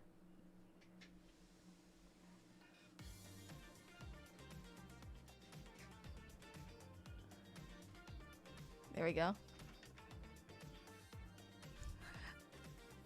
He's following the chom chom.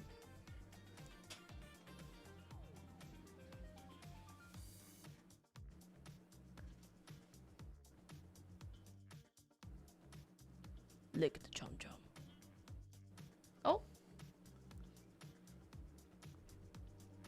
You know, Colton and I were just talking earlier. We were like, oh, it'd be kind of cool to have like, a cat cam.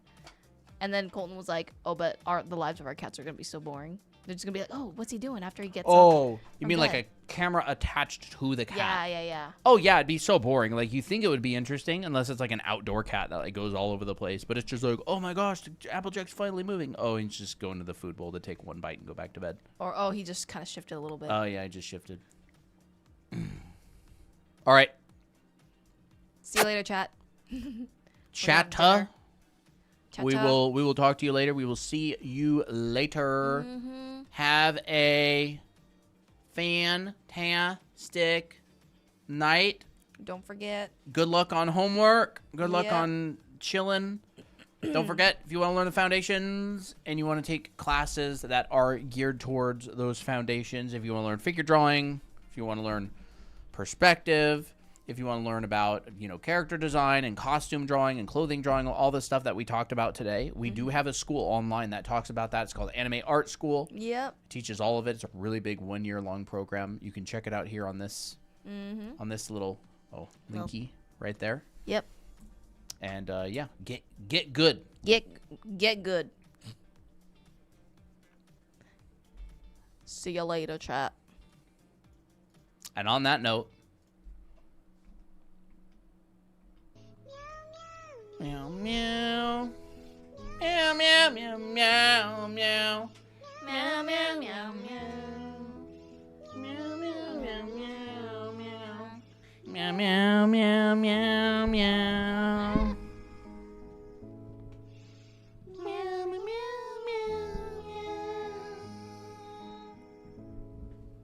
Good night, everybody. Good night, chat. See you TikTok. When do you live stream? We live stream a lot of days. Yeah, basically almost every day. Almost every day. Mm-hmm.